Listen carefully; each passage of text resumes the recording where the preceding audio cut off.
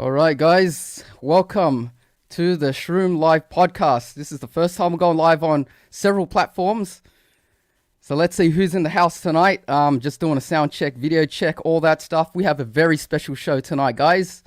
Later on, we're going to have a guest from New South Wales Maritime, Ray Lonsdale. He's going to be talking about boating safety and a few other things relating to maritime and our time out on the water.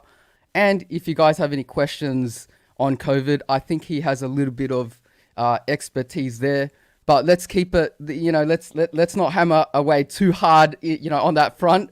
But yeah, very shortly he'll be here. Now let's see who's in the house. So, looks like we've already got 49 people within the first minute here. So this is looking real good. So, all right, let's see. So Fishing Cartel was the first bloke on the house, and Brownie. We've got Jordan as well. Richard Borgs, that's a new name. He says ZLV, I don't know what that means. Equip. Tony Cools Fishing and 4x4 Touring says, hi mate, cheers. Let's go. Yeah, that's right, let's go. And let's adjust that microphone. Tonight, no head butting, of course. Let me know if the audio is a little bit sketchy. I'm keeping an eye on all the messages on the right there. So let's see who else is here before we get underway. Just let the crowd build up a little bit. We've got My Ninja Way. He says, let's go, Shroom. Call us Moth 45. Christopher, he says, this is going to be good as always. That's right, Christopher. As you know, we try to put on a show once a month. And yeah, tonight, like I said, a special show with New South Wales Maritime's Ray Lonsdale.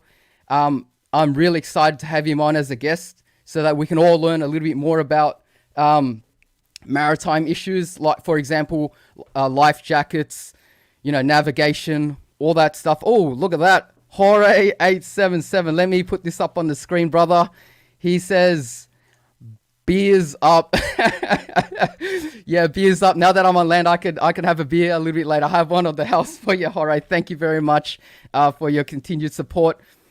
All right, let's keep going. So what we're going to do with the show first up is I'm going to spend a few minutes answering a couple of your fishing questions first. Then we're going to transition and hand it over to Ray shortly. So yeah, guys, if you got any questions, make sure you put it down in the comments. I'm here all night to answer your questions. And also, if you miss it, you can always watch the replay on my Shroom channel on Facebook. On YouTube, of course. How could I get that wrong? I'm basically on YouTube. And you can go check it out on Spotify, Google Podcasts, the whole shebang. All those podcasts will have that up within the next 24 hours after this show's over. Now, let me just adjust my screen. I don't know why it's so small on the right. Apologies. 1 second, guys. It's always tricky to get things going on here. Just got to make sure that I can see everything. Okay, there we go. I saw a comment about about the vaccine. Okay, we won't be talking about that today. Strictly fishing from me. That's my expertise. So Knockfam says, how to catch koi fish. Well, you know what? In my eyes, koi, it's basically carp. So I like using bread. And my favorite way to catch them is to basically use sandwich bread. I like having a bit of a sandwich, a bit of ham, tomato, lettuce. And you know what? The carp don't mind just white plain bread as well. So that's the best thing. That's my number one bait. I've caught my PB at 85 centimeters, just flown off the top at night. So there you go. And I fish with Youngie here sometimes on the channel. He's got a few nice koi. He always seems to attract those fish. I still haven't cracked a colorful one, but same story. We have a really small hook, size 4, would you believe, for such a big fish, even up down to a size 4 with a bit of bread floating along the top. Comes up to the top, Mr. Carp, Mr. Koi smashes that. And guys, right now, as you guys know, under these restrictions, we're not allowed to venture too far away, from our place of residence. And I think, like most of us, if we can't reach the salt, we can still reach the fresh. And carp, what a great species. I mean, they're invasive, so you can deal with them if when you catch it, you can dispose of it if you want, which is what they recommend. But if you want to release it immediately back into the waterways that it came from, that's also fine as well. All right, let's go back to the chat here. Look for another question. See who else is here. We got Natalie Marie says, let us fish. Totally agreed. We can still fish. I'll let Ray confirm that. We can certainly still fish under some circumstances. Meadowbank, Marlin, Shroom, can you believe it? Jesse Tocker says, no, I can't believe it. Maybe they caught it offshore and then they brought their boat back to Meadowbank. You wouldn't catch one there, guys. Not that I would think anyway. You're more likely to win the Powerball lottery than catch a marlin out that far. Chris Brown says, Shroom, do you know if you can get squid at Kissing Point Wharf? Absolutely you can. Now, you're probably restricted to arrow squid, and the best time to chase squid at that place is at night. The lights from the wharf attract the squid, so I mean, it's not my number one place if I wanted to catch some squid for bait. So generally what you'll find is the lower down in the system you are, the more likely you are to run into squid. But you certainly won't really run into calamari down that way. It is possible. There have been people that have caught calamari in and around that area when there hasn't been all that much rain. But generally the salinity and the turbidity of the water isn't quite right. So you're only going to get really small arrows at times. All right, Koa Bui says, when are you going to do a gear walkthrough video? You know what? Maybe shortly. As you guys know, a few of my videos haven't involved any actual fishing at this stage, for obvious reasons. And that might be more sooner than you think, Koa. So, yeah, keep your eye out for that video. Joshua says, my man is back. That's right. Yeah, let me know if you guys enjoyed the show. Always open to feedback. The more you guys want it, the more often I'll be online as well. Muhammad Al says, can you please give a good brim spot in Parramatta River? I can't find the fish. Well, right now, I actually don't know where the fish are. I have not fished the Parramatta River for months, given the restrictions. It's not within my reach. So I couldn't really tell you at this stage. Dom Tolo says, hey, Shroom, can we go boating at the moment? You know what? I've got the perfect guest for that question. I'll tentatively answer yes. So he'll explain more under what circumstances we can. So Dan, hang around. In a short bit, when he gets here, we're gonna put him up live, and he'll sort you out, mate. Joey, the Jewy King. Hey, how's it going, brother? Yeah, you big machinery. No, you must have seen my TikTok with the Fast and the Furious meme where I get in front of the crowd and I crouch in amongst that group photo. Thanks, brother. Hope you're enjoying the show. Eric Dafunk70 says, nice mic, bro. I love this bike. I could, make love to the SM7B. I hope it sounds good. I hope I'm not peeking too much now that I'm glancing down at my audio interface. It's looking good. It's getting to the yellow region. Oh, a bit of red there, but that's okay. Dewey Hunter is here. Oh, it's just missed. My chat just jumped around. Dewey Hunter is here as well. He says, ask him, how do we get a charter license? Absolutely. If I forget, make sure to raise that question during the next segment. And yeah, let's keep going. What's the next question? DC3, you should do a gear walkthrough video. Yeah, that's right. I forgot who it was. I think Koa just mentioned that. You should do a gear walkthrough video with all them reels in the background in your last few videos. I know, that's so juicy. When I rewatch my video, as after it's been published, I look at those reels on the side and looking at them like flickering and shining, all looking all good and all that. That's all they can do right now. They can only look good on a shelf because I haven't been out. Joshua says, Shroom, have you had game fishing experience, and are you planning after COVID? I've had a few unsuccessful game fishing expeditions with my boy Terry. He's a regular on the channel. Currently,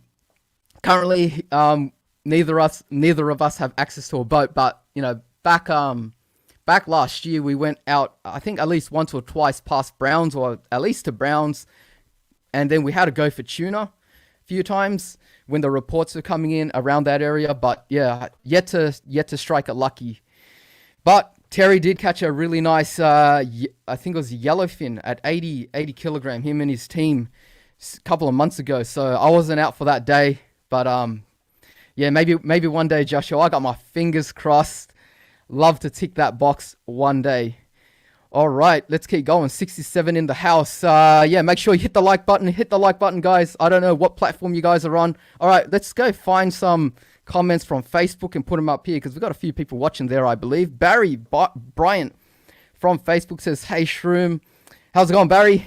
First time I'm on that platform too. Yeah, keep the messages coming on either platform. I should see them right here." Muhammad says, "Is 5 Dark Bay a good spot? I'm thinking about going there after lockdown." Absolutely, absolutely. I can't stress how good the Parramatta River system is when it comes to chasing your bread and butter species with lures, with baits, and getting some exercise just walking around. Most of those bays are very pedestrian friendly, fisherman friendly. There's a lot of area to spread out amongst, and you can spend at least a couple of hours starting from one end of one bay to the next. And then you can always move to the next bay after you're done there, or head across the other side of the river too. So that's my favorite system when it comes to chasing bread and butter species on foot in the daytime with your light plastics, your light combo, light reels, and all that. Steve says, "Can't quite reach the beach, but can just about make the lake." You know what? I think a lot of people, when they look at that radius, you go on Google, you look up that radius website, and then you put it in, and then you go, "I'm just outside of that. That's my spot." You just can't quite get there. And guys, that's why I'm here live tonight. I'm trying to put on a few more shows in the past last month and a bit, because, we're all cooped up. And I think it's important. We have a strong fishing community in Sydney, and there really isn't a way to just kind of like meet up and just like chill for one night. And yeah, guys, make friends in the chat, talk amongst yourselves. I'm just going to keep blabbing on, answering some questions, of course, as per usual on the Shroom Live podcast. Alex Chan says, "I'm having trouble catching any fish at the classic Chipping Norton Lake. Can you give me some tips? I've tried squid and plastics for 5 days." If you're going to try bait, have a go at trying some strip bait, such as fresh mullet. If you can catch some potty mullet as well, if you know how to rig up a bit of a potty mullet trap. Oh, geez, I can't say that word tonight. Up that way, squid's still going to work. But I find like the flesh baits seem to work very well, especially if you can get some live mullet or live herring. Does a job. And plastics, I think you'll find that sometimes Chipping Norton Lakes feels like it's the biggest body of water, but there's not a fish in sight. And yeah, it's a really strange place. You kind of have to fish according to the tides, know your conditions very well. Boat traffic can have an impact on your experience as well. So I find like if the jet skis aren't in force, you may not have a good time, and the wind does pick up. It's not quite sheltered, but if you persist, maybe fish according to the tides, and some of the I think early in the day, it's really good up in the lake there. Fish early hours or really late hours when it's a little bit more quiet, you're going to find a lot more success. But if you're finding that, like this is in general towards, anyone that does fishing right now, you'll know, if you watch my stream, you'll know that I dislike August. That's my number one month that I would say is the absolute worst when it comes to fishing. At some stage in August, between now and September, they're probably my, least favored months for fishing. You're going to find that at certain times that even if you put out a fresh, say, pilchard, you're not going to get a nibble even after 2 hours of that sitting in the water. And, no one likes that. no one likes that feeling. But for the lack of bites that you get, everybody knows that you get quality in the winter. The fish are just that much bigger if you do get a tap. In some of my videos in the lead up to the restrictions, you'll know that I've dropped a lot of fish, and a lot of the times they've gone on some really stonking runs. And when I think about that, it's got to be because they're pretty big. You're not getting that quantity, you're getting that quality coming through if you can manage to stay hooked up. And the quality fish are that bit more intelligent. It's hard to fool them, so you just have to keep trying. And that's the way I see it. But doesn't mean that we shouldn't fish. Like right now, we haven't had much rain, so the salinity is bringing in some of the, the species that you'll see further down the system. Flathead pushing far up. You're getting tailor, salmon. Generally, the season for that throughout the winter. I've seen plenty of reports of silver trevally at this stage as well. So that's a species you can definitely catch up the river as well. It's not just restricted down in the lower reaches. Like even in the Georges and the Parra that push all the way up to the Weir these days. So plenty of options there. Okay, now my chat just went everywhere. But I see Donna is in the chat, so I'll put that one up. Donna, hi, how's it going? She says, Stewie is itching to get back for a fish ASAP. Yeah, that's right. I can imagine he must be itching so hard. He must be itching so hard. DC3 says, what do you think about the new Daiwa reels? I wasn't able to catch the full stream. I had a few moments to check that out. But from what I saw, the reels look great. And I think they're going to be a great hit with people. Now, what's going on here? Live video starts on Shroom in 3 minutes. Facebook, whatever. Okay, that's a bit weird. I don't know what happened there with that notification.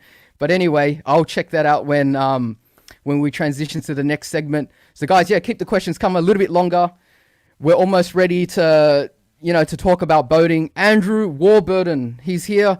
Regular says, good morning. He's from... Now, is it Scotland? That's right, Scottish. Yeah, it says the Scottish contingent has arrived. Good morning, brother. Good to see you here. I appreciate the determination and the support. Oh, this is so good. Hope you're enjoying the show, mate. Eric says, got my first Brimbo as a hard body at Chippo Lakes. Well, there you go. So,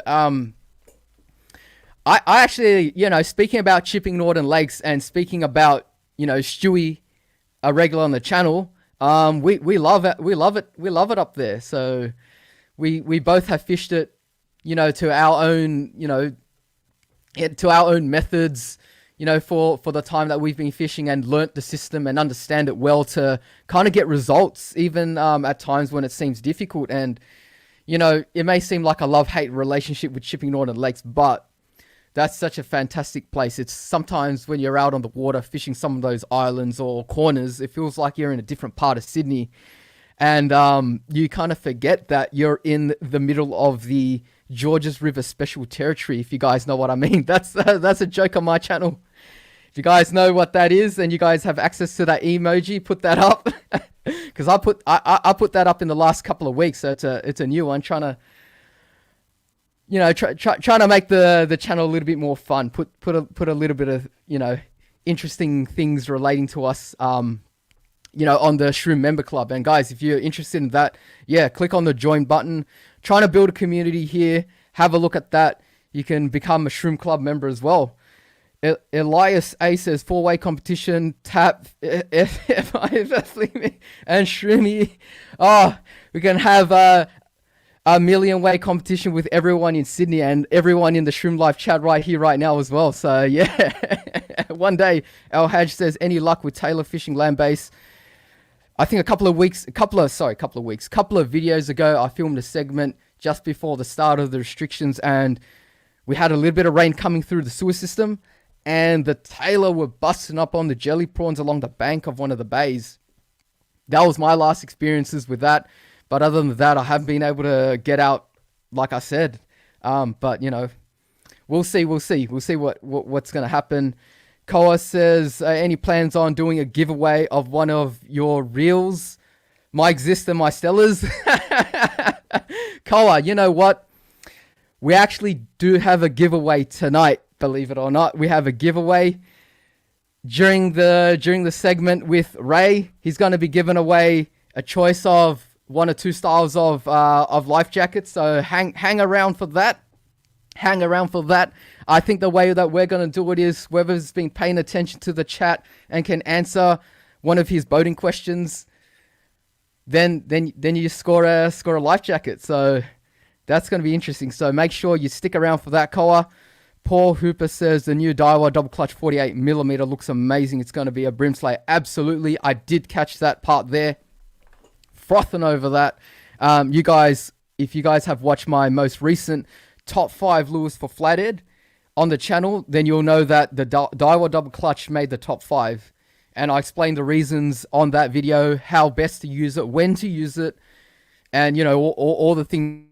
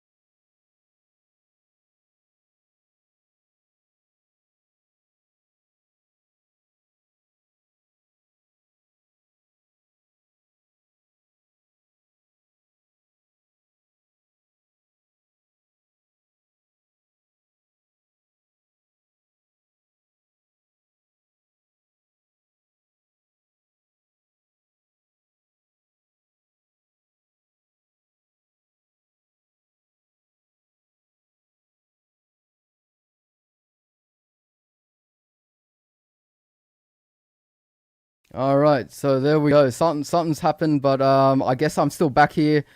Oh well, sometimes these things happen, especially when you have a big show. These things were always going to happen, but that, you know, that's not going to stop us. You guys know we go.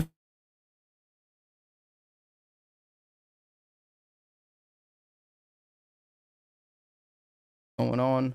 What is going on? Okay, there we're back. We're back. My backup internet didn't kick in for whatever reason that is, but we're still back here. Shroom has knock. Well, it seems like my internet connection may have caught on to that. All right, that's good. All right, guys, we're going to do a couple more questions here, and then we're going to bring on the guest. It looks like we have the guest ready to go. And plus, if I drop out during that, it's going to matter not quite as much, because the stream will still be going with a guest going on there. Elias says, can you go? Well, you know what? Maybe that's the reason why I went offline. Andrew Fishman, how's it going? Hey, how's it going? Shroom, how's life treating you? All right, absolutely. It's treating me all right. Hang in there. You know, like everyone else, we just got to hang in there, get through this period together. Jorge's got some emojis there. George's River Special. That's right. And Andrew says, well, at least I know it isn't my Wi-Fi playing up. And guys, let's do one more question. One more question. I think Ray is getting ready. Are you ready, Ray? Just give me a nod there. He's giving me the thumbs up, guys. So get your questions in. Get your questions in right now. Answer a few quick questions for for dodging the reel. Cole says, no. That wasn't the reason. Trung says drop out. That's right. As you know, with a big show, that's going to happen. All right, one last question. Do we have any last questions here? Or do you guys just simply like listening to my voice as per usual? You guys have any questions? And yeah, what should I say? Oh yeah, while you guys come up with one more question, if you guys watched that top 5 lures for flathead and you like that, I also have the top 5 lures for brim fishing as well. Check that out. Some surprises in the list. And again, everything in a nutshell, what you need to know about it, why I like it, what it's caught for me over the years, techniques, best techniques, rigging, jig heads, hook sizes, terrain to throw it in, conditions, list goes on. Bonus tips as well. And plus, if you like the flathead one, I also inserted a sneaky list.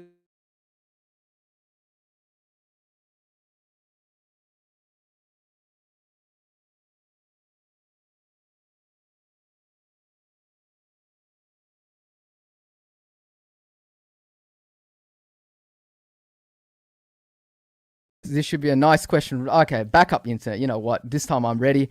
sultry tones of shroom. One day I'll do that Frank Sinatra song for you, Michael. Michael. All right, last question. We're gonna throw it away because otherwise this stream's it's not holding on. We're just blowing up the stream right now. Here we go. Chris Brown. This is a good question for experienced fishermen and for beginners. He says, what types of rods are less likely to break? Need a new one for a newbie. All right, here we go. So, let's be very mathematical and scientific about this. Rods, the robustness of a rod depends on A, the rating of the rod, the length of the rod, and the material of the rod. They're the three factors. So let's go through the first one. So the first one was the line class of the rod. So obviously 1 to 3 pound is a lot more likely to break than, like stand-up marlin gear, something like that. Number 2, length of rod. If you get a choice between, say, a 2 to 4 kilogram rod in a 6'6" versus a 7'6", 7'6" is going to have a lot longer of a brittle tip. That's more likely to break than a short rod. And plus, longer rods, although they offer the advantage of casting distance, you're going to find that there's less room for error. If you're playing the fishing close, high sticking is a lot more likely, and you can snap a rod there. And the last one, probably the most important one, I guess along with the line class, the material. So the higher the carbon content of your rod, the more likely it is to snap, if you're not using it properly. So actually, even if you're using it properly, you're going to find that high carbon rods are more likely to snap than a lower carbon graphite rod. And then as opposed to a composite, which has fiberglass and, graphite / carbon fiber, which is just carbon content. And then down at the very, very bottom, the most cheapest rods are simply just fiberglass. And, you can throw them between a doorway, close on that, and chances are that probably won't snap either. All right, guys, that's it. We're going to leave that there. We're going to bring on the guest right now. Geez, my backup screen's gone over. All right, here we go. So here we go. We're going to transition right now. Let's just take away that screen. Oh, one last thing. Let's put this up. Fishbait Sydney, salutations to you, mate. Thanks for being a long-time supporter. He's donated to keep the stream running. Pay my electricity bills here, and to have my Shroom Live logo in the top right corner there. Thank you very much. Now, let's get this out of the way. Let's get that chat. Get rid of that. Let's bring on the guest. You know what? Maybe I should play a little bit of a clip here. Let's see if that's going to work. Let's get that out of the way. All right, here we go.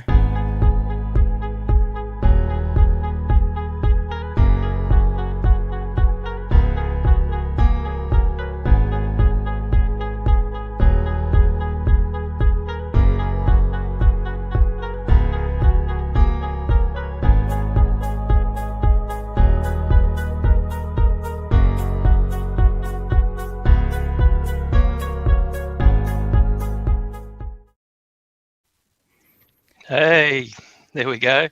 All right. Looks like we're in business. Okay, let's just get everything. Hi, how's it going, Ray? While I get set up for you.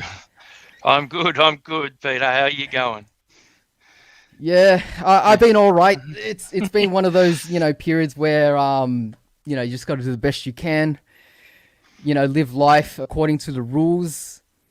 Try to make the best of the situations. We're all under a tough situation, and now, with everything that's happened, mental health is, an issue as well at this stage. And but that's all out of the way for this next bit. Coming on live on a Saturday night on the Shroom Live podcast, I gotta say, it just lifts my spirits, Ray.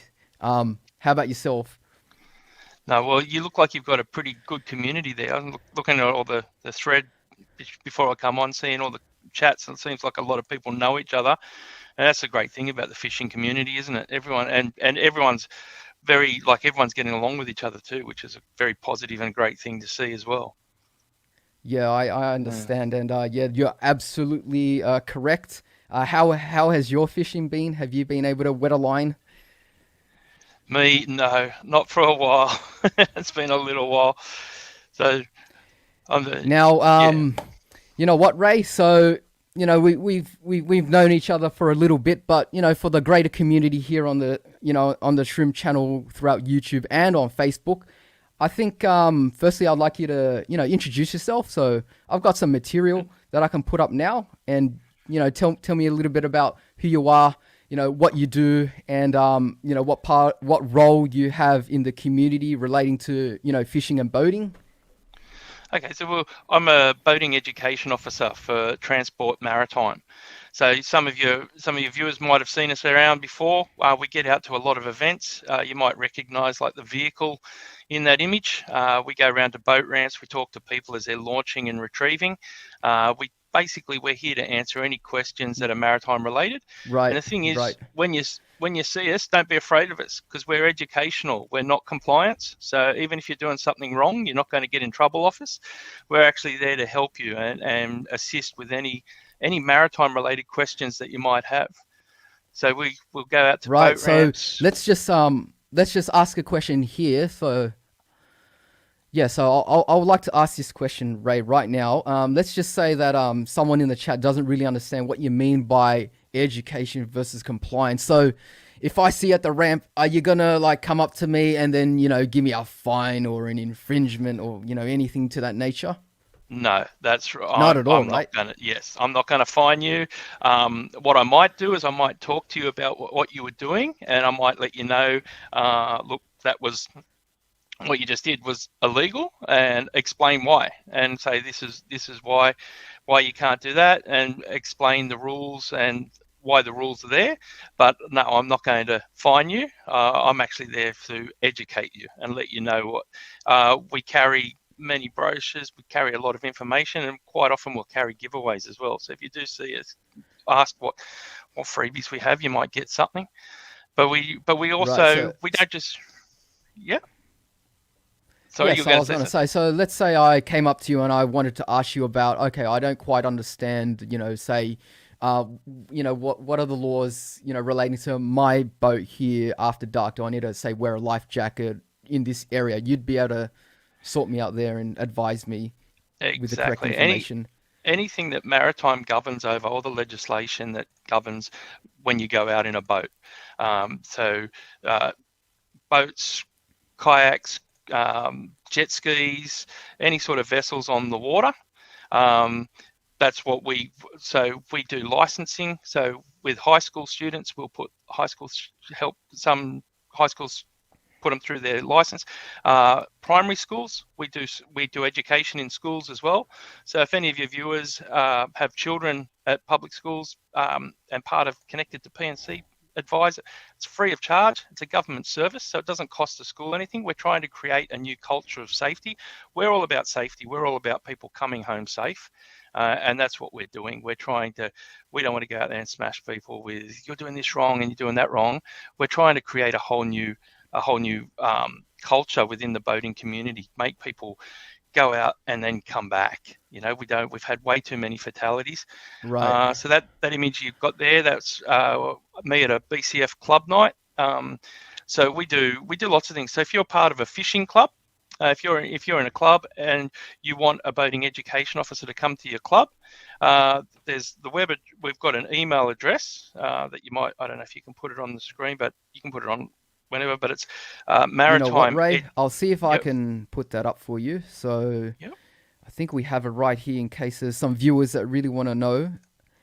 So Yeah. is that So the one? maritime education at transport.nsw.gov.au or call 13 12 36. And what you can do. So if you're a member of a fishing club. Just what you can do is you contact us through that email address or give us a call, ask to speak to your local boating education officer, or we refer to ourselves as BEOs. And what we'll do is we'll come out to the club. We can do a whole range of things. We can do life jacket servicing clinics. So if you've got inflatable life jackets, we can go through that, show you how to service them, and do a clinic with you to help educate people on the proper, correct servicing of jackets.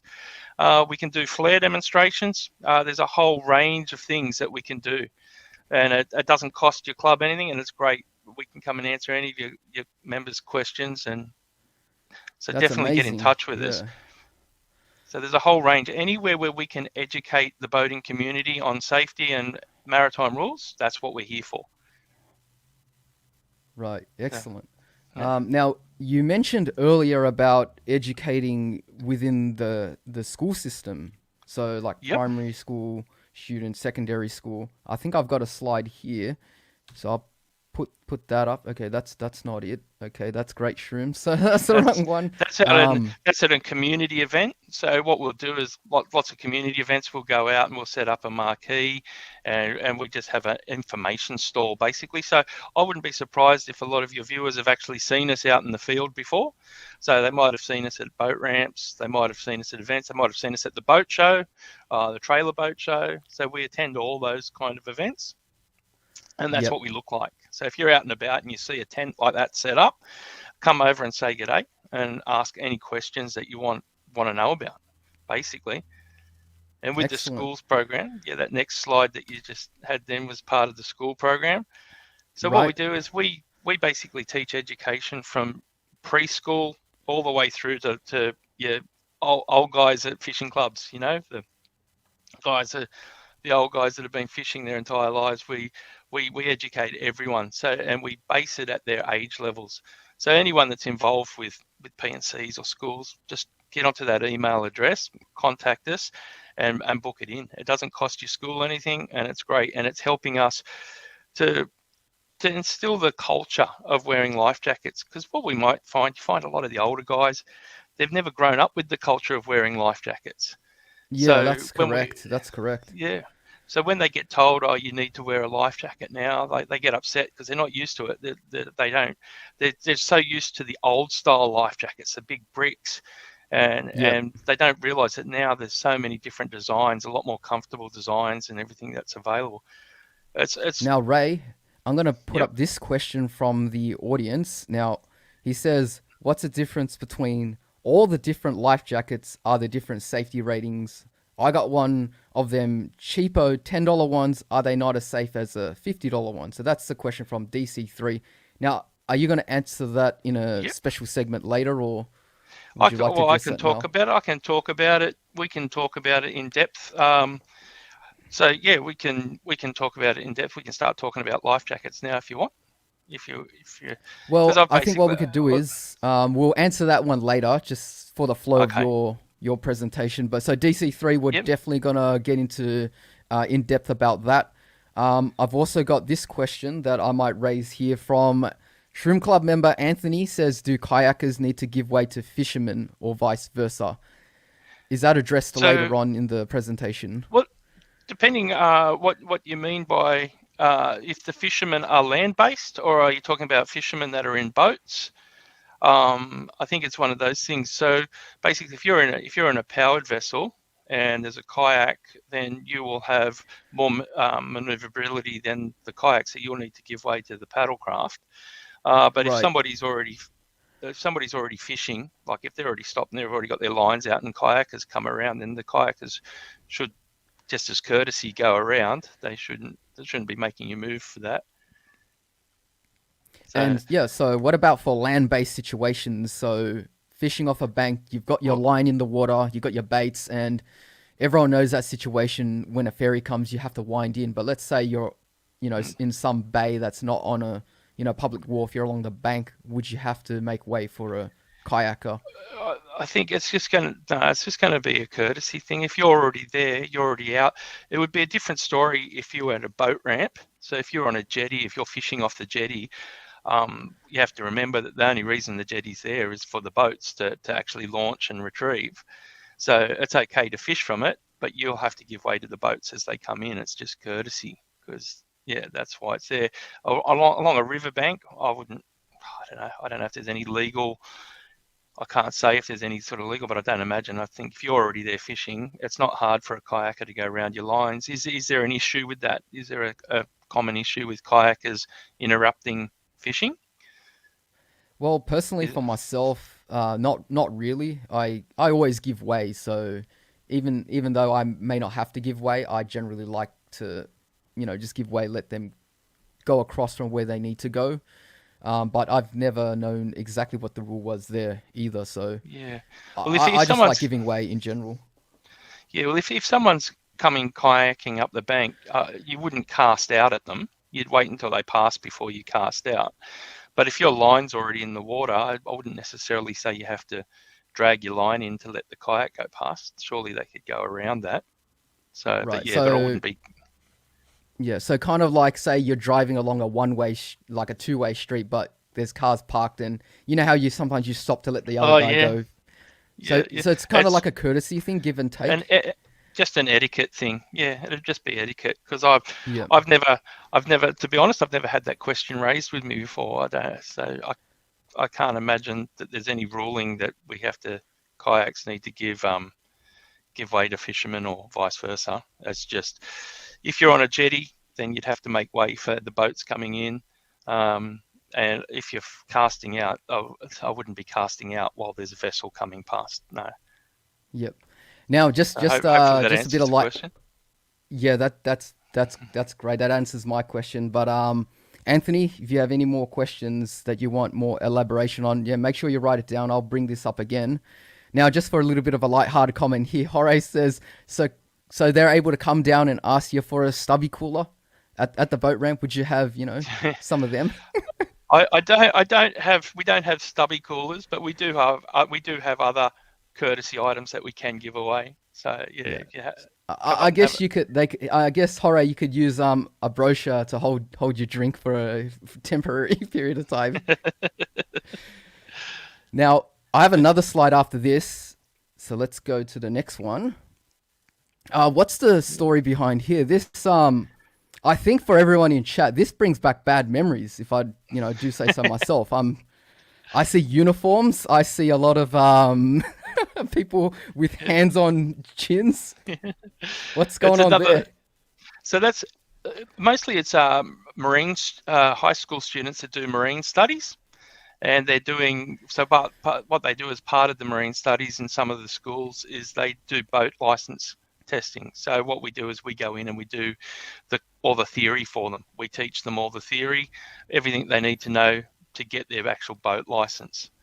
So it's all part of what they call the Boat Smart program, and so what we do is we go into selected high schools that do marine studies, and we'll go in and we'll teach the students everything they need to know to get their actual boat license.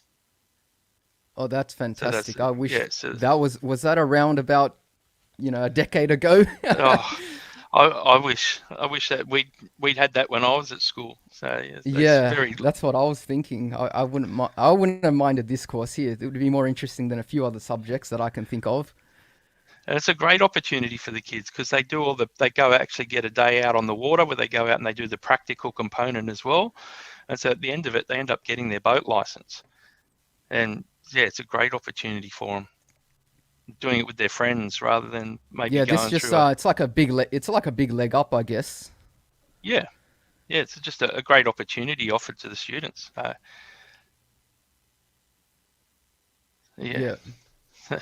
So Okay, now that's guys, make sure you so hit the like button if you're enjoying the show.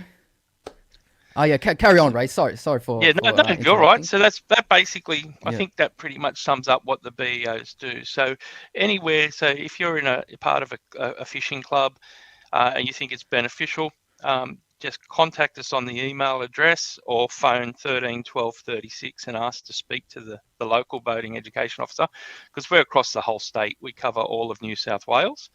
So we've got every region covered. And what we'll do is we'll plan a time and we'll come out. It doesn't cost you anything. It doesn't cost you anything. And if your club, if you've got a lot of members that have inflatable life jackets, we can always do that as an option too. We can come out and we can do an inflatable life jacket service clinic. So Right. it's a great thing. So open to anybody in New South Wales. It costs absolutely $0. If you're part of a club, it'd be harder as an individual. But what we do is we also do life jacket clinics throughout the year. So and we advertise Right. them online. We advertise them on Facebook and online, and we put signs up around local boat ramps, and we try to advertise those. So there is opportunities for people that aren't as part of clubs. And having contacts such as yourself, we can always plug it through this as well. We can always let you know when we're doing the life jacket clinics. And yeah, so because they're a great thing because I'll talk about inflatable life jackets more in a little bit, but yeah, they can be quite confusing for people. So it's a great way for people to learn how to actually do it rather than just reading an instruction sheet, you know? Yeah, that's Yeah. absolutely correct. Now we'll go to the next slide here. What have we got? Okay, so Well, this is another so thing. they've all Like, grown up now. yeah, so so that's another thing that we do. So retailers, again, it all comes back to education. So this was part of a thing that BCF were doing. You might have heard of they do their BCFing expert things. And so what we did is went along and we teach their staff. So if you've got your own business, if you've got a retail shop, say you've got a bait and tackle shop, or you've got a shop and you're selling any maritime products. So if you're selling any of the safety equipment or life jackets, we can actually come along and educate your staff. So we can come and teach your staff all the things they need to know about life jackets and the safety equipment and things like that. So that way your staff have got the leg up as well. So when someone comes in to, like, a customer comes into the shop, you know that your staff are going to be all across it as well. So, Yeah, and it's a great thing because there's a lot of people go into a shop, they'll buy a life jacket, the staff member might not know much about it, and that's the end of the transaction. But when you've got staff that actually know certain things, so they could tell them, oh, look, you know, with this type of life jacket, you can't use it in this situation, and all that sort of stuff. So it's really handy if your staff are clued up as well, and that's something yep, else that the boating education officers can do and offer. that's fantastic. We'll go to the next slide. All right, so I see a van, And that's boating just, yeah, safety that's at the information marquee. Yep, that's just, again, just another field event where we're out at the trailer boat show. And so just that's where a lot of people, because I know a lot of fish shows go out to the trailer boat show, and same with the Sydney International, and we're always there at those events. So it's always it's an information hub. So you want any clarification on anything boating, just come and speak to us whenever you see us. So if you see any of that branding around, come over and say g'day. That's what the boating education officers do. So don't be intimidated by us, because a lot of people, when we're at boat ramps and stuff, a lot of people, their initial thing is they'll see the government logo and they'll see the van and they think, oh, I'm going to get in trouble for something. And you're not at all. We're purely educational, and we're just here to help. We just want to help spread the safety message and get everyone across what they got to do. Yep. Now, I think this section pretty much sums up or concludes the boating education officer segment. But because I've been just like playing around with my screens and stream and internet going up and down, I don't know whether you explained which area your jurisdiction is. Say someone wanted you Yeah. to present information. Well, Whereabouts can they find you? I cover the Wollongong and the South Coast. So I cover the South Coast. So I cover from Helensburgh all the way down to Ulladulla. So, and then Right. everywhere in between, and then inland as well. I used to look after Botany Bay, Georges River, and the Port Hacking. So I'm quite familiar with that as well. But yeah, we've got another guy up there, Dave. Then we've got Sydney region. We've then got on the north coast, we've got Newcastle. We've got the far north, we've got Coffs Harbour. We've got the far south down to the Murray inland, and we've got Narooma and all the Monaro area all covered as well. So we've got the whole state covered. But that's why the best way is to contact someone for your area is by Yep. sending an email into that address or calling 13 12 36, and just let them know where you are. Say, this is where I live, this is where our club is, this is where our school is, and we'd like to be put in touch with the boating education officer for that area, and then they'll be able to put you in touch with the right person. Yep. So maritime education at transport.newsouthwales.gov.au or 131236 on the screen. Yep. But that was for the people on the podcast that obviously can't see the screen. Yeah. All right. So even from the Yep. New South Wales Maritime website, you will be able to find that information from there as well. Oh, okay, So that's great. just by Googling New South Wales Maritime, will take you to the website, and you'll be able to find the information there. Yep. Yep. Okay. Was there anything else in this section that we have No, I think we've missed? covered it. Unless anyone else isn't clear and they've got any questions about the role and any other things that the role that we can provide, just Yeah, answer any so the take questions. home message is that you guys are there to educate. You're not compliance. You're not going to hand out infringement notices, for example, No, and no. you have your arms open if people want to come up to you wherever they are, even if you're at a boat ramp, you're willing to, educate them and give them and send them in the right direction, so to speak. That's correct. Yes. Yeah, exactly. All right, excellent. Well, let's go to the next slide then. Where we get some education happening now. All right, so that's an iPhone. So, It says yep. sunny, Yep. and let me check the wind. I always check the wind. It's quite low, so it's time to fish, I guess. So, so 7 knots. basically Yep. what I just wanted to talk to people about here is what they're doing pre-trip before they decide that they're going to go out fishing. If they decide, well, we're going to go out in a boat today, how they're going to decide that. So we want to make sure that people are checking the weather.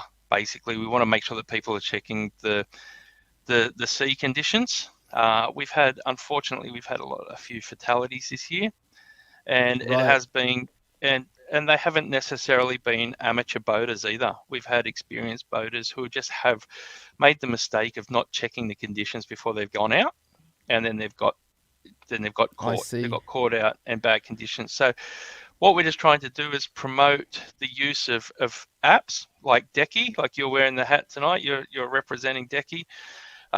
Good work.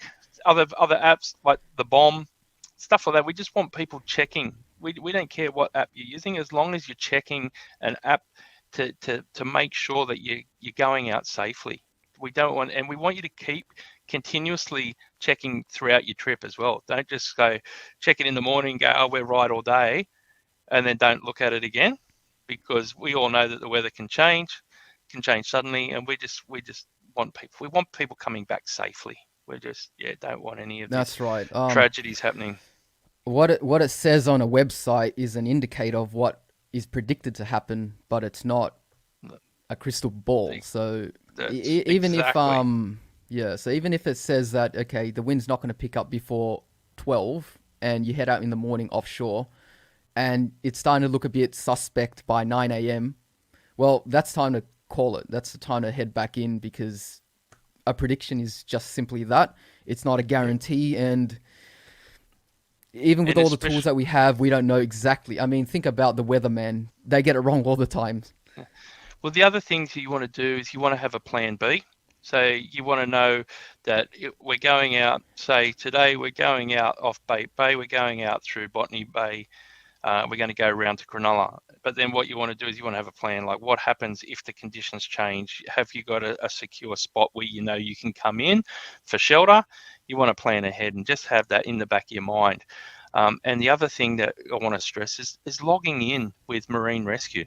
So it's Yep. amazing how many boaters still don't do that. Now, Marine Rescue, I know everyone's using their phones these days. It's the go-to thing. So Marine Rescue actually have phone apps as well now. So if you're not up to speed with marine radios and you're not real comfortable using a radio, log in using your phone app. And the great thing about that is that somebody knows where you are, they know where you're going, and they know your predicted time back. So if you don't come back in when you've said you would, they'll contact you and they'll say, hey, is everything all right?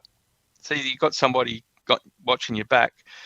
But just to touch on the COVID thing a little bit here, because Yep. of COVID, there are restrictions happening at the moment, and one of those things that one of those restrictions actually affects Marine Rescue as well. So they're kind of on a skeleton staff.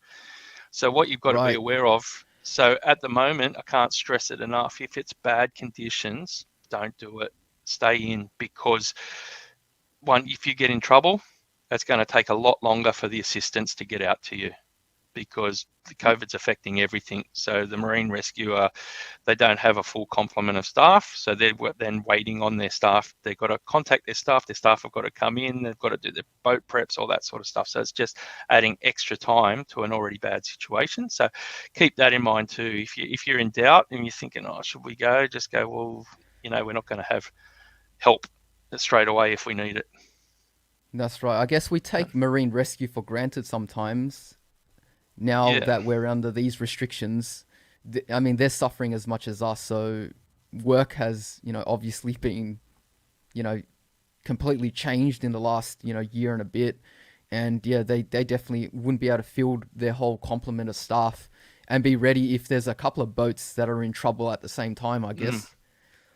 Yeah, and so that's exactly right. So if they get a couple of call outs, then they're going to be completely swamped. So it's just always, so check the weather, continuously check the weather. If in doubt, don't go out. That's the motto that we always go by at Maritime. So there's other ways to fish. If you're that desperate for a fish and the boating conditions, go do some land fishing somewhere. So don't put yourself and others, because what happens is when you do get in trouble out on the water, you're then putting our guys in harm's way as well, because they've got to come and try and save you. So it's all these things. You just got to think about others as well when you're making these decisions. Yep. All right. I think that does it for this slide. So I've seen a few comments on life jackets coming through. So we'll see if we can do some talking about life jackets. See how much people know and see how much they can how much extra knowledge they can walk away with after this. Learn how to check and service your life jacket. Is this out of order, or is this so correct? maybe a little bit, but that's all right. We can leave that on there. So because we'll get to that, but unless you want to enlarge the screen a little bit, I can show some life jackets here and talk about the differences in them and when you need to use them. So I don't know if you want to do that, so people can see me a bit clearer. Everyone see this life jacket?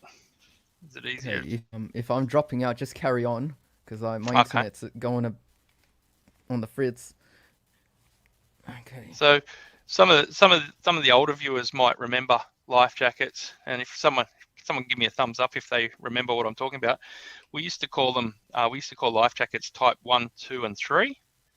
And now they refer to life jackets as levels. So you've got level 50, level 50S, and then 100 or 100 plus. So I'm not sure how many of the viewers are aware of that. Hopefully everyone. We've lost Peter here. So I'm not sure. I'll just continue on. Hopefully everyone's listening. So so this is what we call. This is what's replaced the old brick style life jackets that we all used to use as kids. What it is, you can see, this is what we now call this. We used to call this a type 1. We now refer to this as a level 100. So you'll see, if I turn it side on, you can see that the jacket is actually thicker at the front than what it is at the back.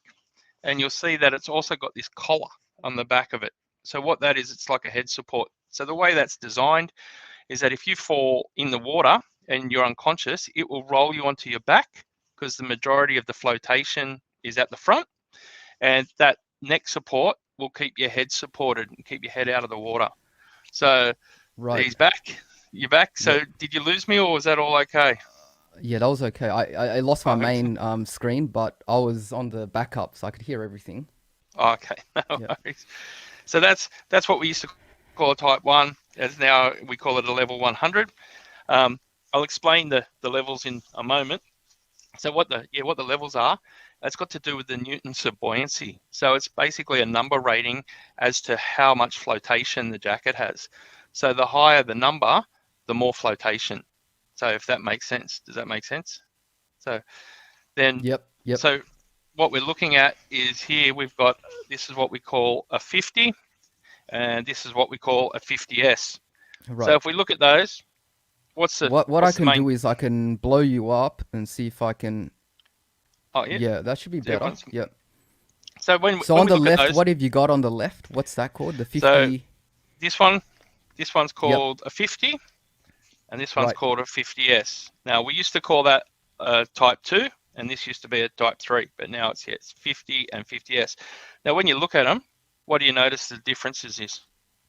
Can you pick up what's the The first thing? color. I mean, The I'm just color. gonna call the obvious thing. I'm not colorblind, And so the no, color. but that's Um, the obvious yeah, answer is the right answer. So the only yeah. All difference right. between a 50 and a 50S is the color. So you can imagine if you fell out in Top the of the ocean, class, guys. Top of the yeah, class. top of the class. So who are you going to find first?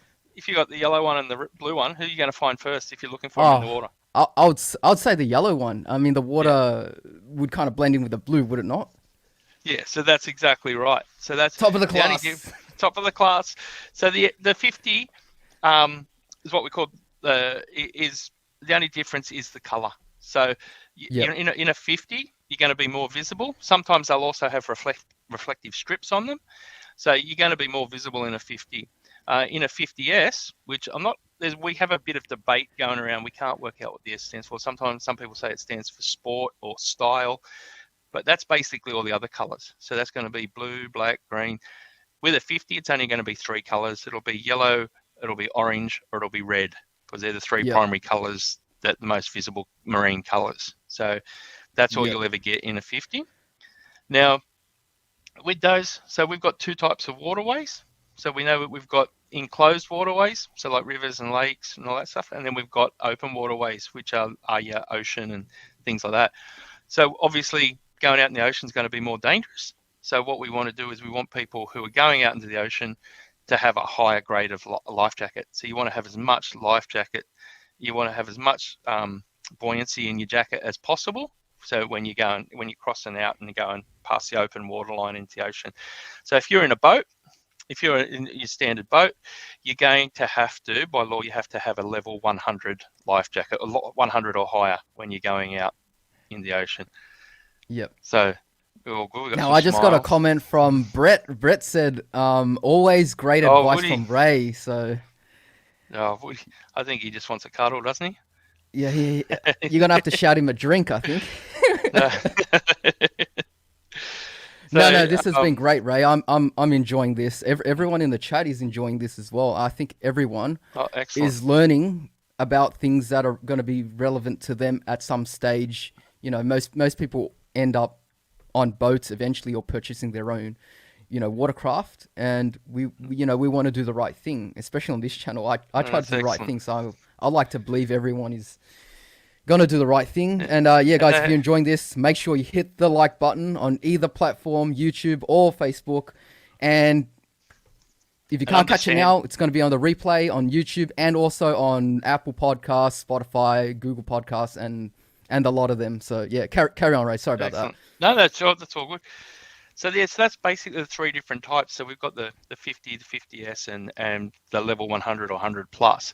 So depending on what type of boating will determine what jacket you're going to need. So if you're going offshore, you're going into the ocean, you're going to have to wear 100 or 100 plus. Yep. If you're on enclosed waterways, then it doesn't matter. You can wear a 50, a 50S. But what I always say is think practically. Think about that option of if you are, because for some activities, so for example, if you're on a jet ski, obviously on a jet ski, you're not going to want to wear a big bulky jacket. So you're going to wear one of the vest style jackets. If you're in a canoe or a kayak, you're going to wear a vest style jacket.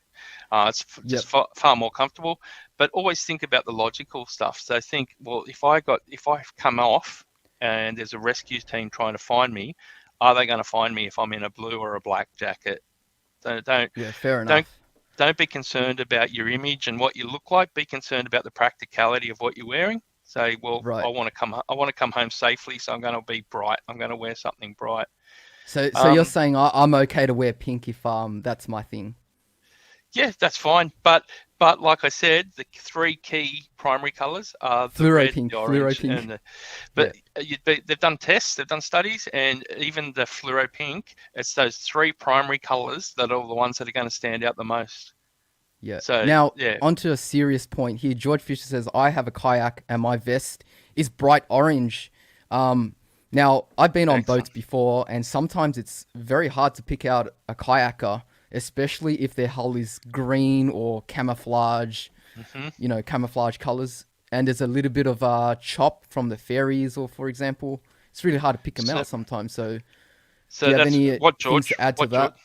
Yeah, what George has said is excellent, and this is what we always promote: is when you're on a kayak, you want to be seen, you want to be bright. Um, it's no reflection on your abilities as a swimmer or anything, because we have two main causes of injury when we have kayaks. We do have people that can't swim, they go out and they get themselves into bother because they can't swim. And then we also have people that are experienced, but because you're so low to the water, exactly what you're saying, they you become invisible to boats, because boats are sitting up high. They'll have a salty windscreen. You're low to the water. You become invisible, especially if they're looking into the sun and things like that. So that's what I always say. Suggest be bright, be seen. Perhaps carry a whistle. If you've got a whistle, carry a whistle. If you do see a vessel coming towards you and you think, hang on, they haven't seen me, make some noise so they I just saw that comment about you won't catch fish. I've had a true story. I was at Warrenora one day and I had a guy come up to me and he was very upset. He was Yep. very upset and irate, and he was in full camo gear. He was in full army camo gear, and he was in a kayak and he was upset because a boat nearly ran him over, and he was Oh, angry. yep. And what could I say? I was like, mate, well, what did you expect? You've made yourself invisible, and what do you think's going to happen if you go out and make yourself invisible? You got to be prepared. So you got to be alert the whole time when you're in paddlecraft and stuff like that. And with your life jackets, recommend using like a 50 as in kayaks. And they've always got, you can go to specialty kayak shops now, and they've got them designed specifically for kayaks, where they sit higher on the chest, they're open on the sides so you can breathe. You got all the breathing room. We don't recommend inflatables for kayaks, because Yep. if it's because we've got two types of inflatables. You've got automatics and you've got manuals. So if you've got an automatics are set off by getting wet. Yep. And in a kayak, you're going to get wet. And with the manuals, they only go off if you pull them. So if you get knocked out because a boat hits you in a kayak, you're not going to be alert to pull the cord. So that's why we recommend sticking with the foam, go with the 50, so that you're bright and visible. So Fair that's enough. for kayaks. That's some really good points there. And the other Like you big said, main if one. you to get knocked out, you can't pull that cord. No. And the other big main one for life jack wear is for vessels under 4.8 meters long. So if you're in a small vessel, if you're in like a small tinny, there's stricter rules around smaller vessels when it comes to life jackets. So if the boat's under 4.8 meters, if you go out alone, so if you're by yourself, then you have to wear a life jacket at all times, no matter what waterway you're on. Doesn't matter if you're on enclosed waters or open. If you're by yourself, under 4.8, have a life jacket on. If you go offshore, then everybody on the boat will need to have it on. And if you go out at night, then everybody will need to have it on. And then if you have young children, if you have kids under the age of 12, if you're the only adult on board, the children will have to have them on at all times. But if you're the only adult with them, you will need to wear one as well. So because, and if you think, again, a lot of these rules and that, if you think logically, they make sense. So you think if you're the only adult with some kids, and then you fall in the water and you're knocked unconscious, other kids going to be able to help you. So that's why these rules are in place. That's right. Yeah, that's actually right. Yeah. Yeah, that would be tragic. All it takes is to just wear a foam life jacket. And then the other option jacket is the inflatables, which is what we're talking about. So, how many of your viewers have they give us a thumbs up if they've used inflatables before, if they've got an inflatable, or because they are very. I saw someone mentioned it just before that the inflatables are so lightweight and they're so comfortable. Yeah. And guys, if you're watching, put in the comments now on either platform whether you've worn an inflatable or not. So let's see who's gonna say. Yeah. So Knock says he's given a thumbs up. So Knock has. Let's see if we can get 10 thumbs up. I'll do a demo. I'll put it on and set it off. Oh, okay. All right. Okay, guys. you know when you dangle a carrot, we got to get there. So I'll explain how it works for people in case they're not sure. Inside, so because the important thing with our inflatable life jackets is because they have working parts, they need to be serviced. So we need to make sure we service them every 12 months. So you'll see inside there's a gas cylinder. Yep. It's attached to the mechanism. If you can see that. You know what, Ray? I mean, you didn't have to finish that sentence. We've got 10. We 10. literally got 10 here. Okay, So no let's worries. see, All Knock, George, El Hadj, Michael, myself, right. Okay. Sneaky, All right. Ryan, Catch 202, Call Us Moth, All right. Lackey, Well, what I'll do. Jerry, Trung, there's 20. Can you set off two? No, Oh, I'm joking. We'll just set off the well, one. what I'll do is I'll explain first so they all understand how it works. So you've got the gas Yep. cylinder, and what needs to happen is it needs to be punctured. The gas will be released. It will go into the yellow bag, and the yellow bag will inflate. Now, Oh, right, with a yep. manual, so with a manual option, what happens is you've got the cord. So you pull the cord down, the arm comes down, and the pin will go up and pierce the cylinder. But Yep. with the automatic, you've got this canister on the bottom here. You know, so that canister there. Yep. Inside there's a dissolvable tablet, and there's a high tension spring waiting to go off. So as soon as you hit the water, you're submerged in the water, the tablet dissolves and it fires it off. So what I'll do Right, yep. is I'll do a demonstration to show you just how quick it does go off. So, sorry, I'll just. All right, guys, hit the like button if you're eager to see this. I am. I've never seen this go off before. Yeah. So what you do, you put them on just like a backpack. So get that on like that. Yep. And then I'll extend that out. This is going to be good. This is like watching the New Year's Eve fireworks. You know, you're eagerly anticipating something going off. So inflatable jackets are a one size fits all. So if you're over 45 kilos, then you're going to be right for an inflatable. Now, what I'm going to do is I'll just. Now, before you set that off, George says, do they ever explode by accident? Not that I'm aware of. What would happen is usually if there's too much air already in the jacket, what will happen is the gas, rather than the bladder bursting, the gas will escape via the mechanism. So if it's too much pressure there, it's stopping it, the gas will just start shooting out of the mechanism, and you'll see it just spray out with gas from there. But I haven't heard of any jackets actually exploding. So it usually shoots out of there. So and the way they're designed is, so even if you've got an automatic, if it's raining, the rain's going to come, it's going to run down and run off the jacket. It's designed so when you're actually submerged in water and the water comes up, that's when it's going to go off. So you just wear it like that, and then that'll do its job. So what I'm going to do is I'm just going to, for the purpose of setting it off to demonstrate with the water, I'm going to open that up. I've got a couple of water. So while you do that, I'm going to read out some of the comments. Tony Cool says, boom. All right. All right. So what I'm going to do is, because it does make quite a bit of noise, I'm just going to mute myself. So and I'll set it off. Should I be worried? Wow.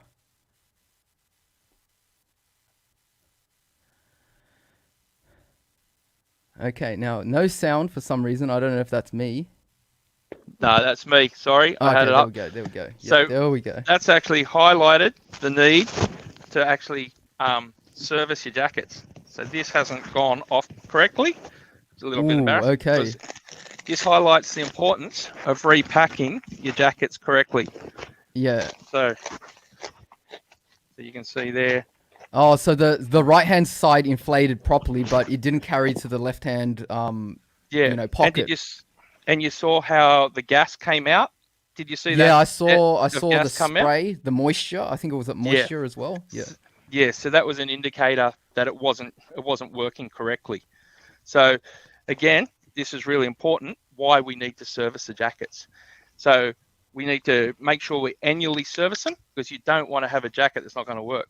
So if I fell in the water and that didn't go off automatically, what I would do then is I would then pull the cord, which is what I did, and that shot some more through, but it's still not going all the way down. That's why this has only got a slight opening in it. That's why it's still slowly releasing the gas. So this is slowly getting more full. But the other option is I have, you can also that red tube on that side. Yes, so I can see that. Yep. Yeah, so that's the oral inflation tube. So what I can always do then is I can take that cap off and just. All right, yeah. So that reminds me of, when you get on a plane and the stewardess starts to show you what you could do, with the, Exactly. So that's your option. So if you did fall in the water and it didn't open up, what you do is you then go to the second option of pulling the cord, and that then failed, then you go to your oral inflation. Now, to let the air back out, what we do is the same as what you would with like an air mattress or something. You just poke the end of that tube in, and that releases. So there, and if I squeeze the bladder, that'll help force the air out. Oh, that's cool. Yeah. So now I think sorry, carry on. No, you're right. So if you have an understanding of how they work, so it gives you a bit of an indication as to the things that you need to check. The things that you need to check when you do your service. So, for example, like does anyone know? Well, how about we put it out to the viewers? Can anyone think, what are we going to check when we do a service? Yeah, guys, if you guys can answer that, put it down in the comment section. And Dewey Hunter says, are these life jackets reliable? He says there's dates to them, etc., etc. I think that's pretty much what we're getting at right now. Let's see what people are saying. Let's scroll down. Facebook, missed that. Okay, I clicked on the wrong comment there. All right. Are you able to see the comments, Ray? Because it's going a bit crazy on my end. I can see a couple. There's one. So I'm going to invest in a 50. I just saw Donna's comment now. It's just flashed away. Okay, there we go. I picked one out. Yes, she says weight of the cylinder. Excellent. So Donna's right. Yep. So what you do is you unscrew the gas cylinder from the mechanism. Yep, let's put you back up. Yeah, there you go. Yep. So you unscrew your gas bottle, and what you'll see, if I put that up there, hopefully everyone can see. You can see on the bottle. I can see some numbers and. Oh, sorry, if I put it this way. Yeah, it's a bit hard to. There's some numbers engraved and words. See, So what you're doing is you're looking for the gross weight of the bottle. So provided you can see on the end of that, you can see it's got a hole in that cylinder now, right? Because that's been set off. So if your gas bottle has a hole in the end, there's no gas in there. And if it's all rusted and corroded, quite often you'll find that. I bet you if I ask the question now, can someone give me a thumbs up who's checked their inflatable jacket before and had a rusted and corroded bottle? I'm sure there'll be at least one person that's had it. So what you do is you'd replace it. You check that gross weight, you put it on your kitchen scales and weigh it. And as long as it's within 2 or 3 grams of that gross weight, that bottle will be okay. You'll still be able to use it. There's no rust or corrosion on it. So you need to check that. Other things that you do is you check the mechanism. So what you want to do is you want to make sure the arm is free moving. But obviously you're going to take out the bottle before you do that, because otherwise you're going to puncture your bottle and you're going to set it off. So you take that out, test that, make sure that's free. If you've got an automatic, the little canister on the bottom, that's the only part of the jacket that's going to have an expiry date on it. So what you do is you just unscrew it, and then you have a look, and here you'll probably see one of the issues with that demo. It's an expired canister. I think we've had a few comments here about expiry, so let's see who picked that out. Fishing Sydney says date of last replaced gas. Ryan says rust. I think Lackey is answering another question before. He got that right too. The weight, packed properly into harness. Yep. I think. Yeah. So packed correctly, says Lay. Now I can't say that I know everything about life jackets, so I'm learning as much from this as I guess some people in the chat as well. I like to wear the foam ones, but they kind of get in the way. But somebody else asked, are they reliable? Yes, they are reliable. What you have to understand is that jacket that I've just used, that's probably been set off about 50 times or more. It's a demonstration model. The big issue with that was the repacking. So that's obviously when that's been repacked, it hasn't been repacked correctly. So it's one of those things. It's like a parachute. You want to make sure that when it's repacked properly, so it is going to work. So eventually that worked. That filled up once I'd actually released the arm more, and then I blew some air into it. But if you're in an emergency situation, you want it to work the first time. So that's why we can't stress enough that you need to do a service. And this is why we stress to come to a life jacket clinic. Or if you're in a fishing club, call up and get one of your boating education officers to come along and do a clinic at there, because we will go through your jacket with you. We'll do all the weight of it, and we'll teach you how to repack it as well. Yeah, that's that's right. Tila Gorilla said 33 grams.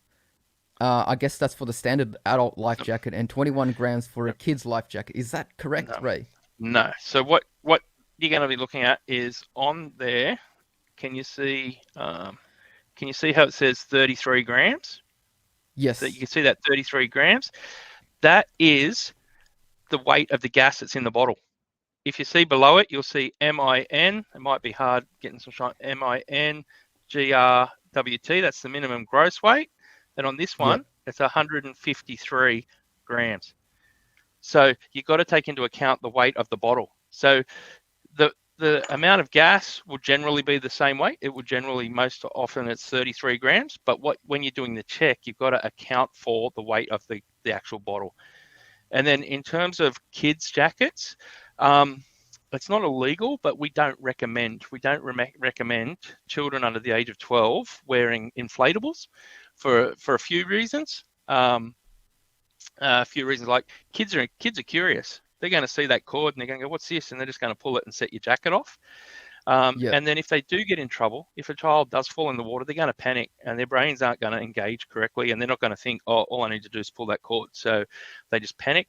And the other thing is when it inflates and it's fully inflated. So that was tight around my head, right?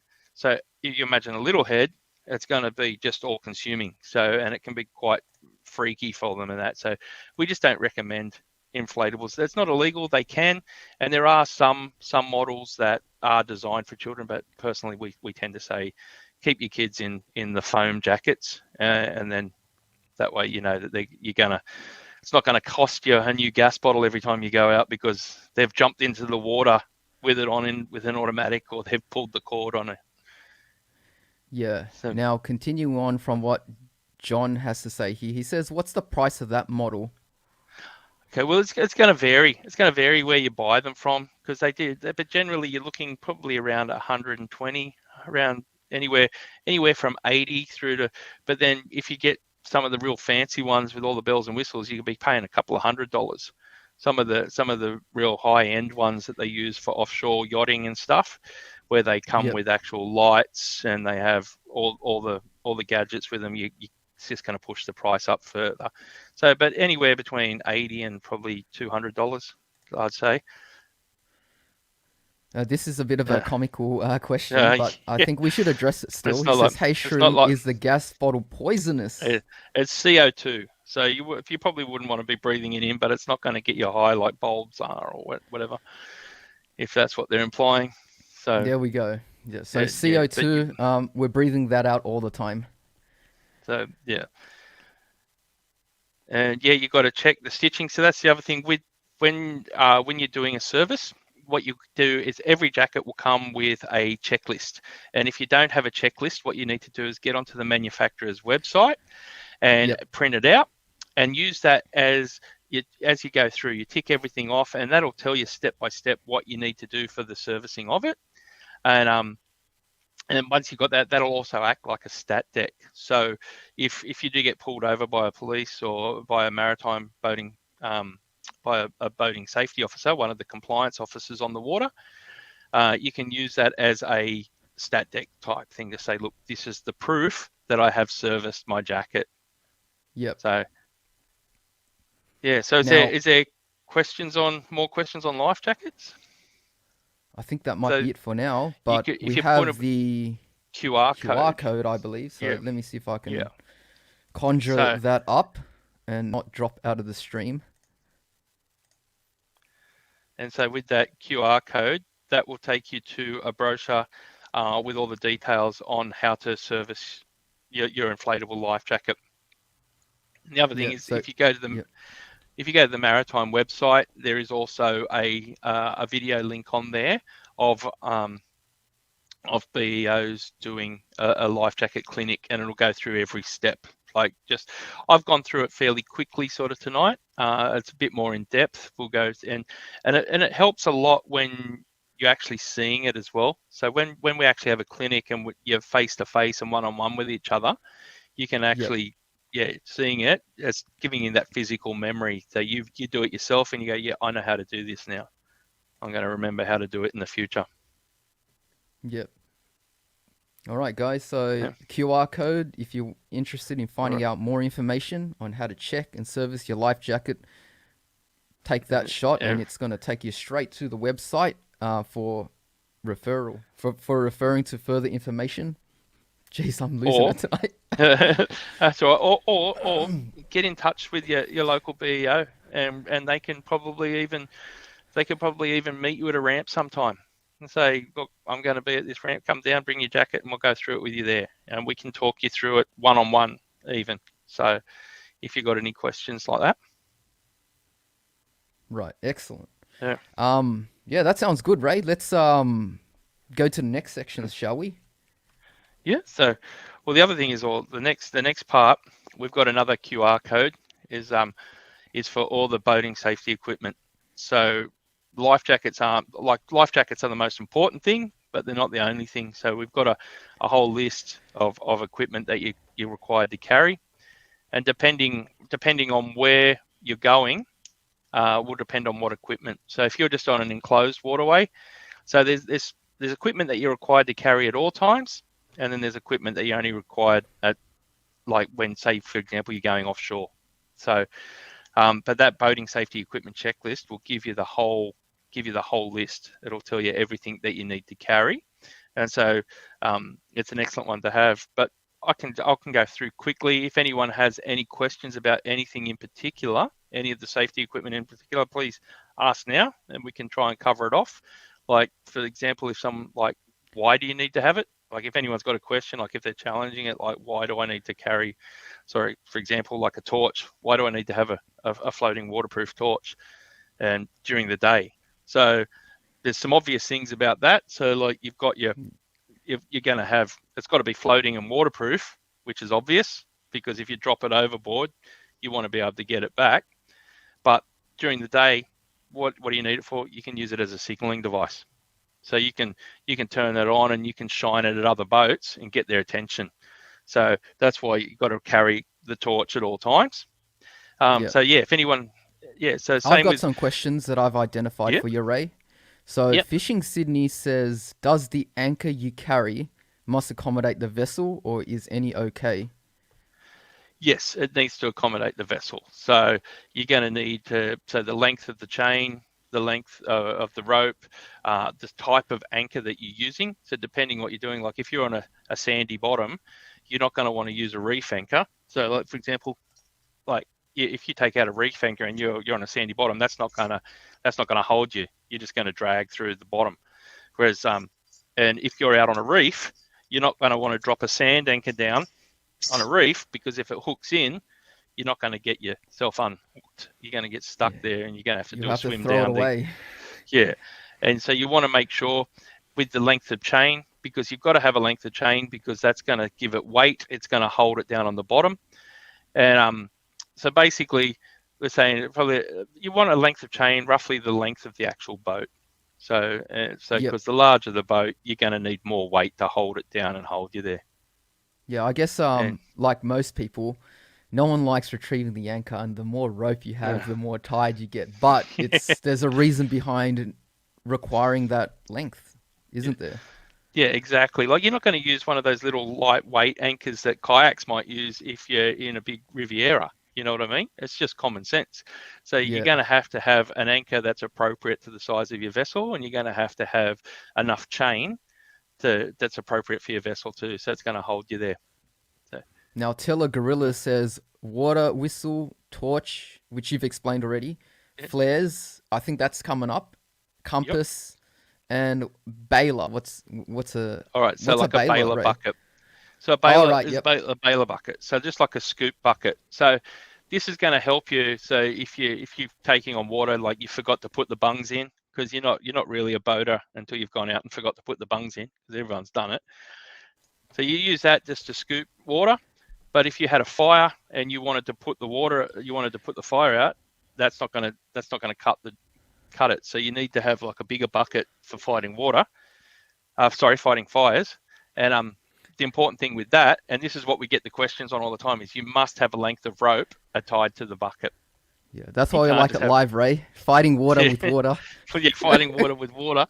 So fighting fires with it. So with the fire bucket, you got to have the rope, and that's just because, again, if you're thinking logically, you're not going to be able to reach over the side and scoop the water necessarily. It might be too far down, so you can just drop it out with the rope and you can pull it back.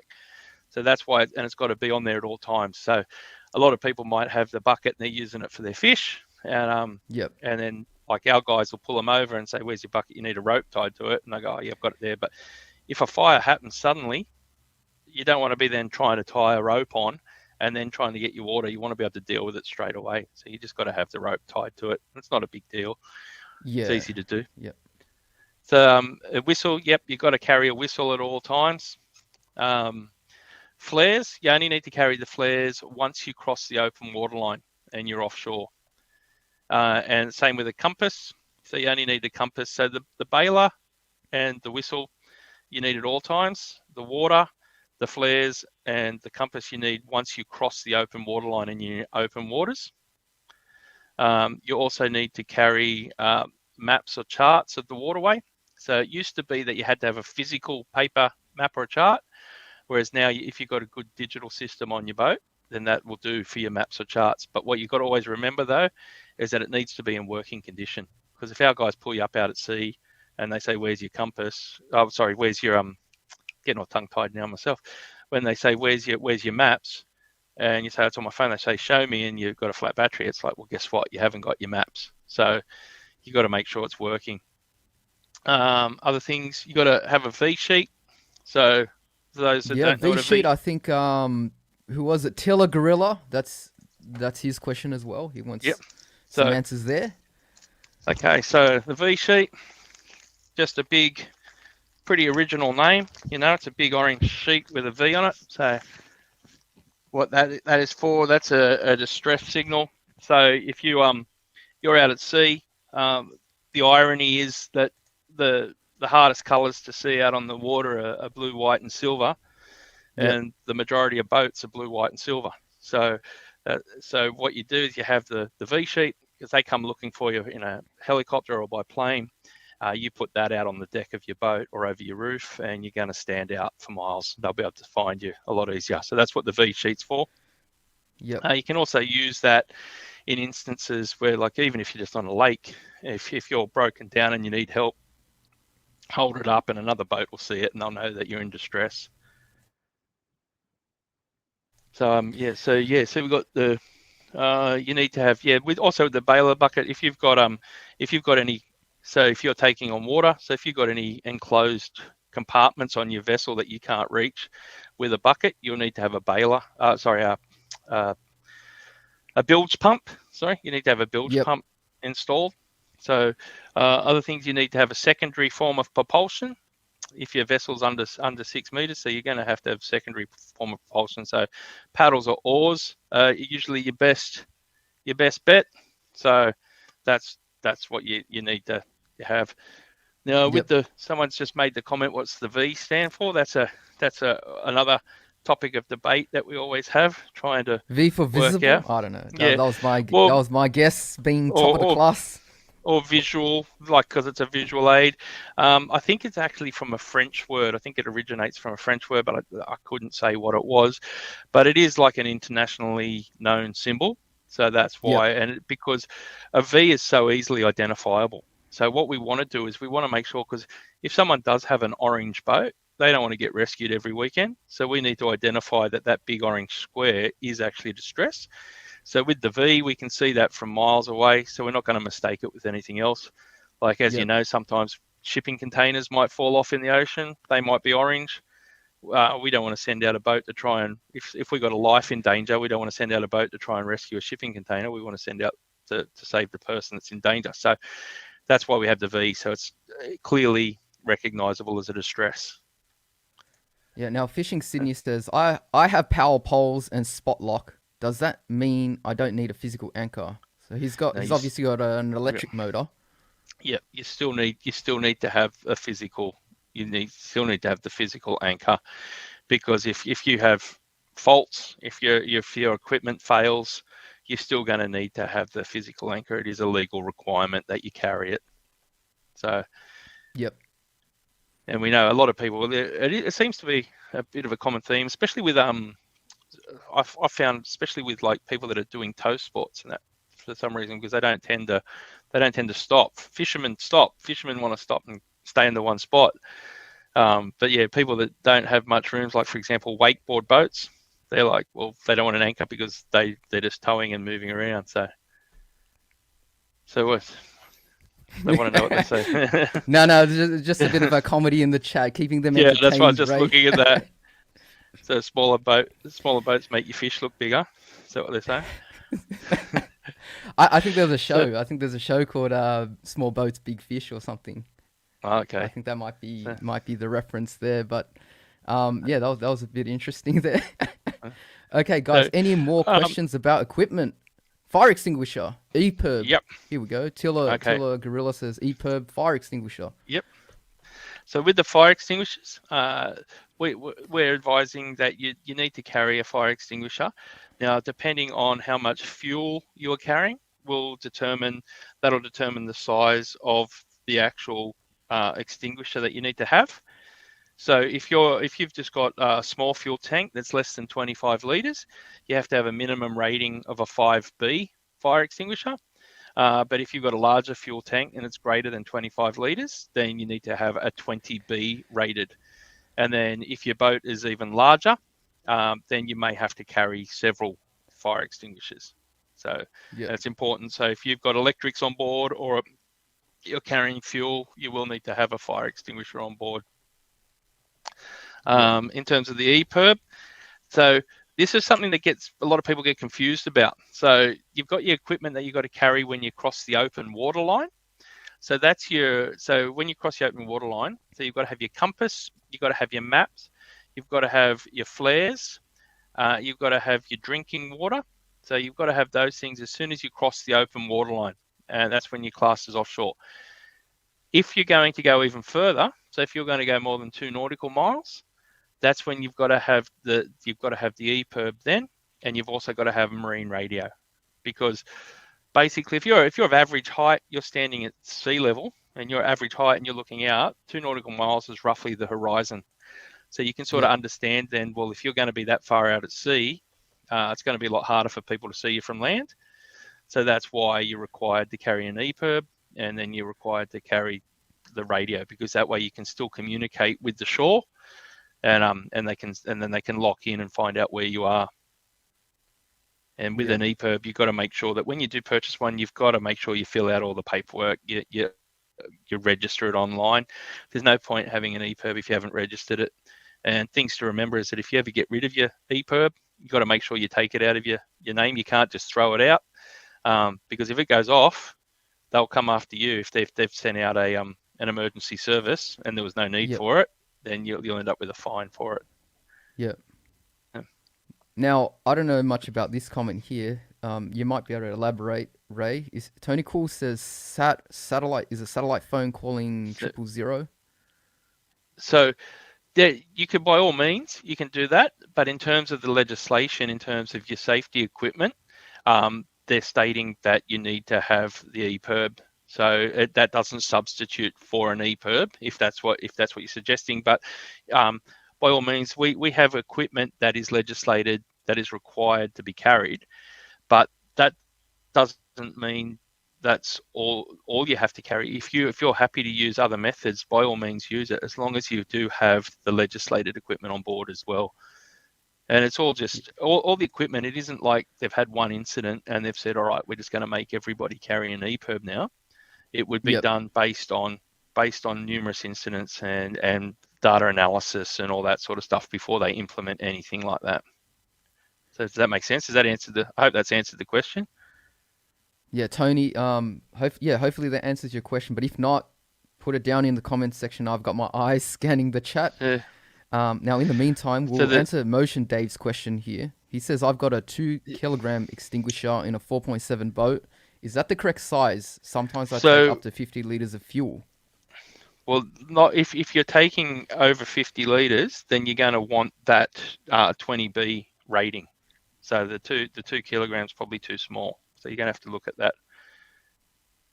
Yeah. Right. Yep. Michael's correctly called that as well. I think you need a Yep. 20B. Because it's going on the amount of fuel that you're carrying, so not the size of the vessel. Yeah. Okay. Shall we move to the next section? Yep. That's if everyone's happy Yeah. with that. If anyone has any other questions about safety gear, or by using that QR code, Okay. you can get the actual checklist and you can see everything. So you'll know, you can keep a copy of that so you know. We can But all answer these this one. Yeah. Sorry, Ray. We'll answer this one because I see a few EPIRB ones, but are you gonna be talking more about that later, or is that? Well, with the EPIRBs, that's under AMSA legislation. So that's AMSA is the Australian Maritime Safety Authority, and they're the national governing body. So with maritime, each state governs maritime differently. So in New South Wales, you've got Transport Maritime. Victoria would have Victorian Maritime, so in Queensland. So it varies, but in terms of once you get past that 2 nautical miles, that's where AMSA sort of starts governing it, and they're the ones that are stating that you've got to have the EPIRB. Shout out to Terry. So, Have to shout out a regular on the channel. Nice to have you, brother. Hope you're enjoying the show. Yeah, sorry about the intermission. And guys, if you're enjoying it, whether you're on Facebook or YouTube, hit the like button. And if you can't catch all of it, it's up after the show on my YouTube and also on the podcast platforms, Spotify, Apple Podcasts, and Google Podcasts, and more. All right, we'll get back to Mohammed Barbour had a question. What happens when an EPIRB is activated? Okay, so what happens? I'll show you. I've got a dummy model here. So it's because obviously we're not okay, I thought you were about to activate it. Yeah, no. So what'll happen is you'll pop the aerial up. You've got the little flap on the top that you just open up, and you'll slide the thing down. Now to test your EPIRB, what'll happen is it's got a little test button. So you can press that, and the little light on there will flash, and that'll tell you that it's working and it's operating. So what does happen is when you do set it off, it will send a digital signal that'll get transferred or get relayed down to the headquarters, which is in Canberra. And it'll give them all your details. So all the details that you've registered against it. So give them your name, your address, your phone number, and then descriptions of your boat, your rego, what your boat looks like. And that gives the rescue squad an idea of what they're looking for, who they're looking for. The first thing they'll do is they'll ring you and say, hey, your EPIRB's going off. Is everything all right? Yep. If you're not, if you're in danger, then they'll know to come out. If you do answer it and you go, oh, look, it's the kids playing in the garage, set it off or whatever, they go, okay, they'll cancel the job. So if you ever do accidentally set it off, what you've got to do is then actually go and call AMSA and let them know. Say, look, turning your nitrous on your Honda Civic. So you've got to make sure that you let them know before they take that next step of sending out a rescue mission. Because you don't want them to engage with marine rescue or like the fire department or something and have fire brigade or the police show up at your house to try and rescue you, and you go, what's going on? I don't know. And that's the same with when you get rid of it, because what'll happen is it'll end up in the tip. If you just throw it in the bin, it'll get to the tip, the tractor will crush it, it'll set it off, and next thing you know, they're sending out a helicopter and they're looking around the tip for someone in distress. So you've got to make sure that you dispose of them properly. And my advice for that is to refer to AMSA, because they're the ones that are in charge of EPIRB. So any in-depth sort of information, we do have some brochures, but the brochures that we've got are actually from AMSA. So my advice would be contact AMSA about any EPIRB in-depth inquiries. Yep. Oh, that was a good comment there. We got a few comments in on a VA speedboat. All right, I think we can move on. I think we're just gonna get bogged down in this one section here. So let me just bring that back up while I'm still available. There we go. So yeah, guys, if you want to check out more information about everything that Ray has been talking about safety equipment and a list of everything you need, the QR code's on the screen there. So you can just get that And onto your phones, and it'll direct you to the website with more information. and all this information is on the New South Wales Maritime website as well. So if you haven't clicked on it, you haven't found the specific thing, you can always go onto the website and see all the brochures and that. Or if you see us in the field, if you see any of the boating education officers in the field, come over and say g'day and tell us what information you want, and we will have the brochures about it, and we'll have the advice for you, and we can go through things in more detail in person with you as well. Yep. All right. So yeah, we're definitely getting Yeah. some funny comments now. So we better move on. Yeah. So what we're going to head into now about just the general.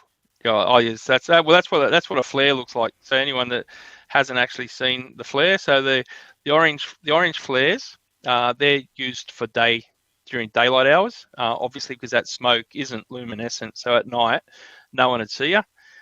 Just things to be aware of with your flares. They are incredibly hot. They are incredibly dangerous.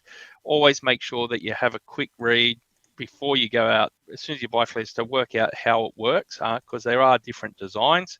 And a few years ago, they did actually change the design. So we've been doing demonstrations for years where we know that we pull the cord out from the top, but they've actually changed it. So now you pull it out from the bottom. So when they did that, we went, oops, hang on, they've changed the design. So always make sure you know how it works before you use it. You get about a minute out of a flare. So if you're out at sea and you can't see anyone, if you can't see another boat, you can't see anyone on the shore, you can't see any planes or anything, don't set it off, because you're going to waste an opportunity. Wait until you can actually see someone before you discharge a flare. And make sure you hold it up and away from yourself, and hold it downwind so it's not all coming back into your face. And don't drop it back into your boat, because it's that hot, it will burn a hole through your boat. So Wow, it gets that hot. yeah. Yes. What do you know the exact temperature? We're talking over 500 at least, right, to burn metal. So yeah, so it's you've caught me. That's something I don't actually have the information. All right. Well, let's look yeah. up aluminium melting point. I know my mate Dave from work. He'd be 660 degrees. So it's at least 660 degrees to burn through aluminium. Well, melt it, create a hole. Yeah, it's hotter than that. I know it's hotter than that. I just can't think of the exact temperature. I apologize. I'm not across everything. I'm only human. So, yeah, I know that Dave. I know candle power. It's 15,000 candle power. So what's 15,000 candle power in terms of That's not my language, Ray. So that's for the red handheld. So so for the red handheld, it's 15,000 candle power. So which is it's hot. It's a lot of candles there. So you wouldn't want to touch not it. quite the surface of the sun, but you wouldn't know the difference, basically. That's right. Muhammad reckons it's about 1,600 degrees. That's he could be right. I know my mate Dave. If Dave's watching, Lay said that as well. Lay said they ignite at 191 Celsius and burns as hot as 1,600. All right, so we got a couple of people thinking it's like that. It's about that. Well, that's why when we do the demos, you'll see like what we do is we have a bucket of water, and when we put it in there, the water just boils instantly. It's that hot. It just boils straight up. That's why we always wear gloves when we're doing it. All right, there's a question: disposing of old flares. So every year we do a collection. So you might have, if you've got old flares, you might have seen the collections before. COVID's messed everything up. So I think that the flare collections are going to be held off until next year now. So they won't happen until 2022. It is very difficult in how to dispose of flares, because you can't just throw them in the bin. They're classed as an explosive. Once they're expired, you can't keep them any longer. So, but it is difficult, we know, because there is nowhere to get rid of them really. You have to wait for our collections, because then there's a whole heap of rules around that. So all I can suggest is watch the Maritime Facebook page. I will actually let you know, Peter, when we do have dates. I can send that through so you can advertise the dates on your site as well. Oh, perfect. That makes it easy for everyone. Yeah. So, but it won't be until next year now, unfortunately. Okay. Yep. Yeah. All right. Let's see. Any more flares questions here? All right. I think we're ready to move on. Okay. Let's get back into. All right. So the No, the boating QR handbook. code. Yep. Yeah. So this is the boating handbook. This is all your rules and regulations. So this is everything you need to know. So if you don't have a boat license and you want to get your boat license, what you need to do is get a copy of the handbook first. It's online. It's all the rules and regs. Oh, there you go. So Donna said now that I'll they've got quickly plug Fish Radar. So Donna says we have a video presentation on Fish Radar. So Fish Radar, the forum. So guys, make sure you Google search that to find it. And Ray himself demonstrates the use of it. So that's pretty cool. So there's some videos there people can reference as well. I just haven't told anyone how hot it is. I'll have to. Yeah, I'm going to have to research that now. I know Dave. If Dave's watching this, Dave's going to be shaking his head, going, "Ray, you know this. You know this." Well, will we ever be able to see you demonstrate that in person, like the life jacket? Yes. Yep. We do that. We do. But to do a flare demonstration, like live on stream at some stage. Yep, we could do that as long as we have at least, it'd have to be outside. We'd have to do it outside, and we need to make sure that we've got at least 7 days notice because we have to notify all the authorities that we're going to do it. Because, I see. Yeah, you set off a flare and someone reports it, the authorities have to treat it as real. So even with people setting them off at like New Year's and Christmas, it's still really dumb because anyone reports it, authorities need to treat it like it is a real emergency. So they have to come out. So for us to do, there we go. Someone said at the soccer. Yeah, George says some people use that at the soccer. LOL. So guaranteed.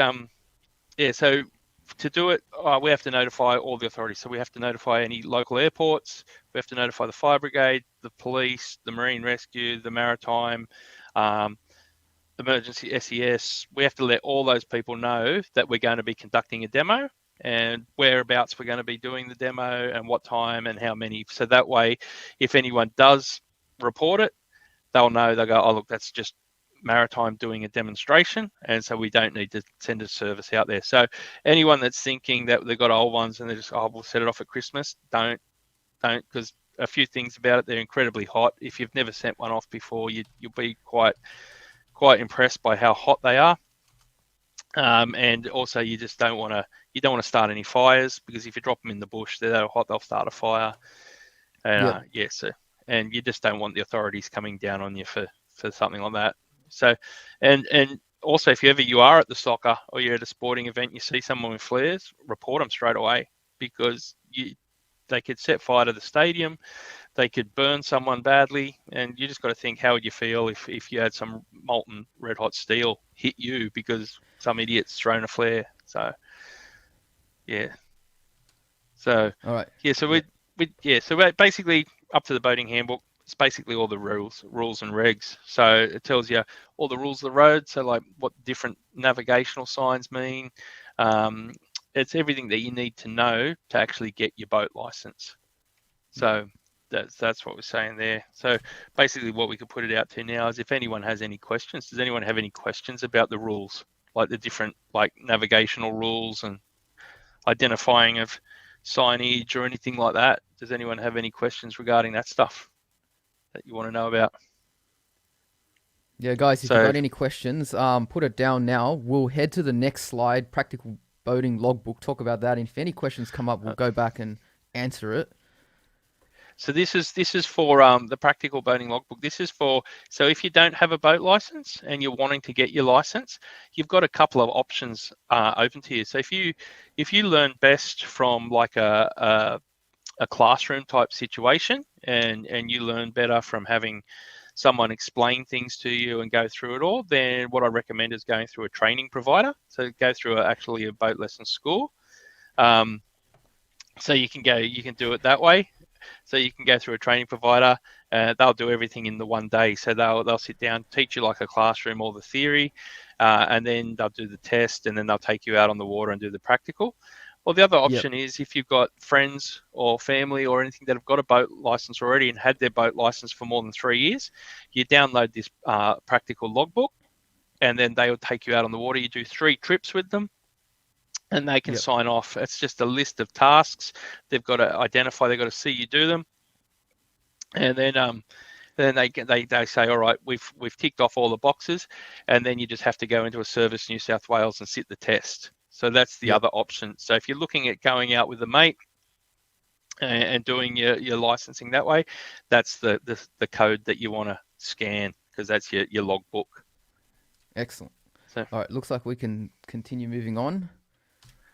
so JS has got a question, does he? Oh, it hasn't come up yet, so we'll Oh, wait for that one, but we'll continue while. and these next couple of slides, these are actually stickers that we have available.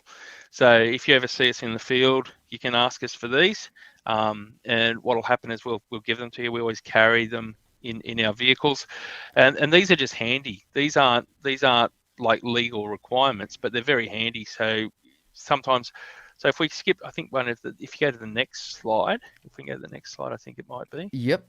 Let's go to the And next one. with yeah, so for example, so like this, right? So you might see these markers. So a lot of people are creatures of habit. They'll use the same waterways because they're close to home, things like that. So they'll get familiar with their waterway, and they'll know where the shallow spots are, and so they tend to forget what markers mean. So then they'll go away on holidays sometime. They'll go to a different waterway, and then they'll see one of these markers, and they'll think, oh, what's that mean again? So that's why these stickers are good to have on your boat, so you can sort of identify what they mean Yeah. straight away. Yeah. And little things like, so for example, the port marker and the starboard marker. So you see the red and the green ones. Yep. They're basically identifying where the deep water is in a port or starboard position. So obviously it's going to be different depending on which way you're heading. So the hardest thing there with those is identifying whether you're heading upstream or downstream. And so for those that aren't familiar, so upstream is basically away from the ocean, and downstream is towards the ocean. So on your boat, in terms of your lighting, so you're going to have your starboard light, which is starboard to your right-hand side, and port is your left-hand side. So Yep. if you're heading upstream, you just think green to green when heading upstream. And then if you're going back down, you think, sorry, well, I'm trying to think what the other rhyme was. So yeah, green to green when heading upstream, and green to red when seas ahead. So that's your way of remembering it. All right. Yeah, that's a good one. I kind of just remember the spot in my head, and I know the depth and the markers and which way I'm heading. So I always know green's on my left if I'm heading downstream, and when I'm heading back up, it's on my right. So. Well, as a kid, I used to remember it like you think like a pirate or a sailor or something. You think if they're going out to sea, they're all right for their port. But if they're coming back from sea, they've got no port left. So, and you think port, it's a red, so it's like the drink, red. So that's how I used to remember it. But when we teach it in schools these days, that analogy doesn't work because the kids don't know what port is. They're like, what's port? And you think, yeah, it's a drink. So Tiller Gorilla says some waterways you really need to be careful. Shoalhaven River swaps over markers with no warning. So what you need to do is you got to be careful. For example, I'll use Lake Illawarra as an example here because it's one that that's caught me out. Is you need to, when you're heading, so if you're going upstream, what happens is you come around Lake Illawarra and you'll be facing back towards the ocean, all right, but you're not actually heading towards the ocean because it doesn't connect with the ocean. So you still count it as going upstream. So it always throws me out when I see the marker there when I'm doing the green to green, we're going upstream because it's not, it's reversed because I'm actually not going upstream, if that makes sense. I'm going downstream because I just think, well, the ocean's there, so that must be on my port, and it's like, no, but I'm still going upstream because it's not connected to the ocean. I'm still going away from it. And I know Yep. in the Shoalhaven, especially when you come up, when you're heading east from the Nowra Bridge, there's some markers that are in really close to the shore, and close together, and that's caught me out before as well when I went, oh, hang on, sorry, that's the marker there, because you see another one further down. And so yeah, sometimes it really helps to look at a map if you're not familiar with the waterway. Also have a look at a map and see where the lateral markers are. Work out your channels before you go out. Yep. And so and then with the cardinal marks, so the black and the yellow ones, you Yeah. So use we're them. looking That on the right hand side of the diagram now. yeah. The right hand side. So Yep.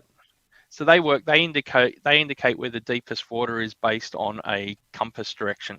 So if it's a north cardinal, you want to pass it on the northern side. An east cardinal, you want to pass it on the eastern side, and so on. And the way to identify is you'll see on there, like you see on that picture, you got the north one, you got the two cones that are pointing straight up. So if you just think north is straight up, and you think like south is down, so you'll see on the south marker both cones are pointing straight down. So they're the Then if easy ones for me. The two up, yeah, two down, north, south. yep. So they're easy ones to remember. The east, you've got one cone up, one cone down. So you think could look a little bit like an egg. So you think E for east, E for egg. And with the west, you think both cones are pointing in. So it looks kind of like a wine glass. So you think W for wine, W for west. Yep. And then the other thing is if you're looking at a cardinal mark, sometimes from a distance it might not be easy to identify what the cones are doing. Like you might be able to see them properly. So you go off the color combination on it. So basically, the black on the cone is the black on the pole is going to be in the direction that the cones are pointing. So you can see there on the north, you've got black on the top, yellow on the bottom. For south, you've got the black on the bottom because the cones are pointing down. And then with the east, you can see there's one cone up, one cone down. So you've got black on the top and black on the bottom. So does that make sense to everyone? And west, with the cones pointing in, the black's in the center. So if you see one of those poles from a distance, you can identify what it is without seeing the cones, because you just know that the black is indicating where the cones are pointing. Yep. So if that's helpful. But those stickers are available. So by all means, if you see a BO, ask for them, or you can even drop into a Service New South Wales and pick them up, or you could even call the Maritime Hotline and ask them to post some out for you if you really need some. Yep. All right, that's excellent. Shall we move on to the next one? Yeah. Yep. So yeah, well, unless anyone's got any questions, we seem to feel like we're going fairly long here. So so this is a good one. So it just gives you the indicator as to which side you're going to pass them. So that's a good one. So that's a good one for when you're actually outside of your normal area. You'll go, oh, hang on. So it sort of shows you a whole range. And yeah, this kind of looks like when I look on those news sites and you've got an intersection with 4 cars and it says which one goes first. That's kind of like what's going through my mind. But that's a very useful diagram. I think I need to, study this and, stay at the top of the class, as they say.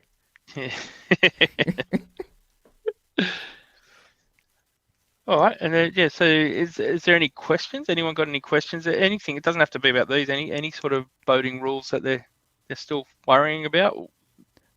Yeah, I think if people have questions, I'll just drop it in and we'll go back to it. Yeah. So should be okay. Yeah. So the next thing that we're going to talk about is lighting. Something that I wanted to talk about is the lighting at night for people that are going out at night time. Yeah. Do we know which slide that is on? I think it's might be. I don't know. Yeah, just you can start explaining it. I'll deal with finding out where that might be. Should be all right. Right? Yeah. So basically, boating at night, one of the big issues that we have a really big issue. We've done it a few times. Whenever we find night patrols, it's very, very common for people to be non-compliant with their lighting. So if you're in a powered vessel, you're in a boat, you have to have your starboard and your port lights on the front, mounted on the front of your boat at an angle. So it indicates to other people, and you only put your coloured lights on when you're underway. because it's letting people know that you're a boat that's moving. Okay, so that's so a lot of people when they're out fishing and they're anchored up, they'll leave their coloured lights on as well because they're not wanting to do the wrong thing. They're thinking that they're actually helping by making themselves more visible.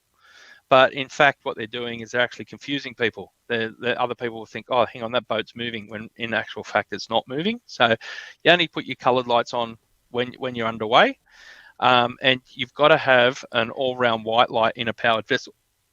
So, and this is the biggest issue that we found, is that because people buy them from different retailers and stuff, and they come on a standard size stem. So you've got a shorter stem or a longer stem. Now, the problem is the all-round white light has to be exactly that. It has to be an all-round white light. So it's got to be mounted on the highest point of the vessel.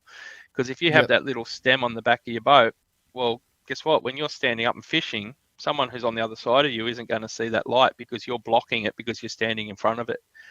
So, and it's a very common mistake. A lot of people do it. So they don't have the correct white light.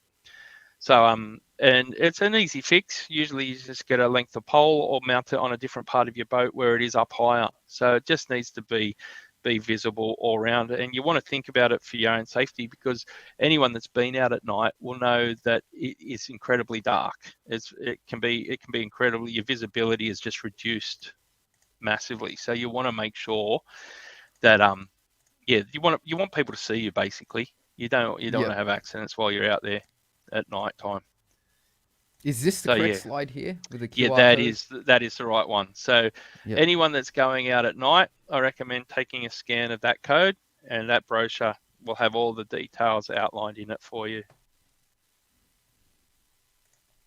Excellent. The next one after this is back to the markers, I believe, but at night. So, so basically during the day, we can identify them because we can see the colors, we can see the pole, whereas at night we're not going to see them. So we're relying on the lighting combinations. So basically what you do is then you think of it like a clock face. So if you think of north as being 12, think of south as being 6, east as 3, 9 is like west. So it'll be white light flashing. So for north, if you just see a continuous white light flashing, then that's north. Okay, if you see 3 quick flashes, that's your east. If you see 9 quick flashes, that's going to be your west. And with 6, we just like to make it a little bit confusing. What will happen is there'll be 6 quick flashes, but then there'll be a longer pause where they leave it, where it stays on for a second. Now the reason for that is if you're out in the water and you're in swell and you're trying to count it and you're losing visibility and you're trying to count, was that 9 or was that 3 or how many was that? Was that 6? That long pause helps you identify that, that's actually the 6. So that's the south. Yeah, so it's kind of like hard to count how many fingers am I holding up kind of situation. Yeah, especially, So that's the fair enough lighting. But so there's so many different things that we could talk about. And that's why it's great if people are really interested, by all means, contact your local BEO and ask them. Definitely come up and ask us if you see us in the field. And especially if you're a member of a club or something, get us along to your club for talks and we can go through everything. And even if you've got a club, so we could come out, we could talk about safety equipment, we could talk about anything that the club wants to know about in terms of maritime rules. So if you've got especially because the rules change every few years. So it's been a bit longer this time because of COVID delays. So what happens is then because it gets reviewed, some of the laws change. So people that have had their license for a long time might have missed several regulation updates. So we could even come along to a club, and if we could bring a PowerPoint and we could just talk about rule updates. We could talk about just do like basically a license, a theory refresher course for people. And so there's lots of things that we can do. George says, what site has the maps for the marker locations in certain river systems? So if you have a look, the maritime maps, that you can get off the maritime website. So they're the maps that we sell. And if you get onto them, you can find them. You can find them online, but you can't print them out online. But they think they're like $7, I think, from memory. I don't know if they've increased the prices, but yeah, if you go onto the Maritime web page, you'll be able to find and you can look up the different waterways that you're going for that way. Yep. All right, we'll go to the next Um, slide. All right. Oh yeah, sorry. So that was the lighting configuration for a powered vessel. So now a sailing vessel won't have an all-round white light, because this is what we want to identify at night. When we see the lights, if we see a boat moving, we need to identify if it's a powered vessel or a sailing vessel, so we can identify who's going to give way. So you see coloured lights. If you see a red light or a green light at night and that's all you can see, then you know it's a sailing vessel. If you can see a red or a green and a white light as well, then you know it's a powered vessel. So that's why, Right. and we have it. So it's only 112.5 degree angle at the front. Now the reason that we have it like that is because if you had a green light that was an all-round white light, someone would see it and they would think that they're looking at the right-hand side of your vessel, but they could be on the left-hand side if it's an all-round white light. Does that make sense? Somewhat, So we just want yes. yeah. So what we want to do is we just want to I think the identify. viewers would understand. I'm just watching a few screens and Yeah. No worries. So yeah, so if that makes sense to people, hopefully, but that's in the book. So if you get the handbook, if you download the handbook, all this yep. information's there, and so that can reiterate it. So I just want to I don't want to bombard everybody and go too deep with everyone tonight. I just wanted to sort of answer any questions and sort of hopefully be a bit of a starting point for people, so they can sort of go, oh, hang on, yeah, actually give you something to think about. And Yeah. yeah. I think in the slides, I think I've just got all the documents left. Oh yeah, so that's just basically all our other brochures. So just if anyone wanted any of the other brochures, that's just got them what's available and the QR codes for them. So that's the boating handbook again, the practical logbook again. Then there's some other ones. So people that live on the borders. So like if you're living on a border to Victoria or Queensland, we've got interstate rules, the differences between interstate rules. We've got the tide charts. We've also got all the tide charts in our vehicle. So anyone that doesn't, I know a lot of people use their phone for tides and that now, but we still do get a lot of people still like to have a physical copy. So if you see us in the field, again, ask us. We've got tide charts available now. Anyone that's wanting to get a jet ski license, so you've got the jet ski handbook there, so you can get all the information that you need to know about having a jet ski, or a PWC as we call them now. Yep. So that's just the other brochures, some of the other brochures that we have available. So anyone that's interested. And I think that's the last slide there. Yeah. All right. So I excellent. know it's been a while. We've been doing a bit of talking. We've covered a lot of things. So now it's open season, I think. yeah. So maybe. yeah, so I guess we'll touch a little bit on well, we won't go too in depth, just to what you can advise us on, really. Just general advice on the COVID restrictions and fishing and boating. Oh. So, just some of the general stuff that people might ask. So what I advise with the COVID stuff is going to, I think you've got the links for the different sites for looking it up. So you're best to go to the newsouthwales.gov.au/COVID-19, Health New South Wales or Transport New South Wales for the latest updates. It's just changing so quickly. It's continuously changing. And we aren't the ones making, the Maritime aren't the ones making these decisions. We're not enforcing these decisions. These are being enforced by the police.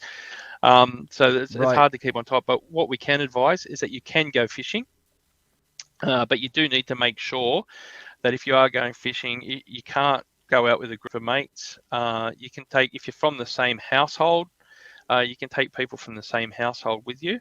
If you're going to go out with a friend, then you can go out with one friend but you've got to be able to socially distance. So you can't be sitting, if you've got a tiny boat, and you can't socially distance, then you wouldn't be able to do it. And a lot of it comes down to your locations as well. So you've got to abide by those 5 kilometre rules. And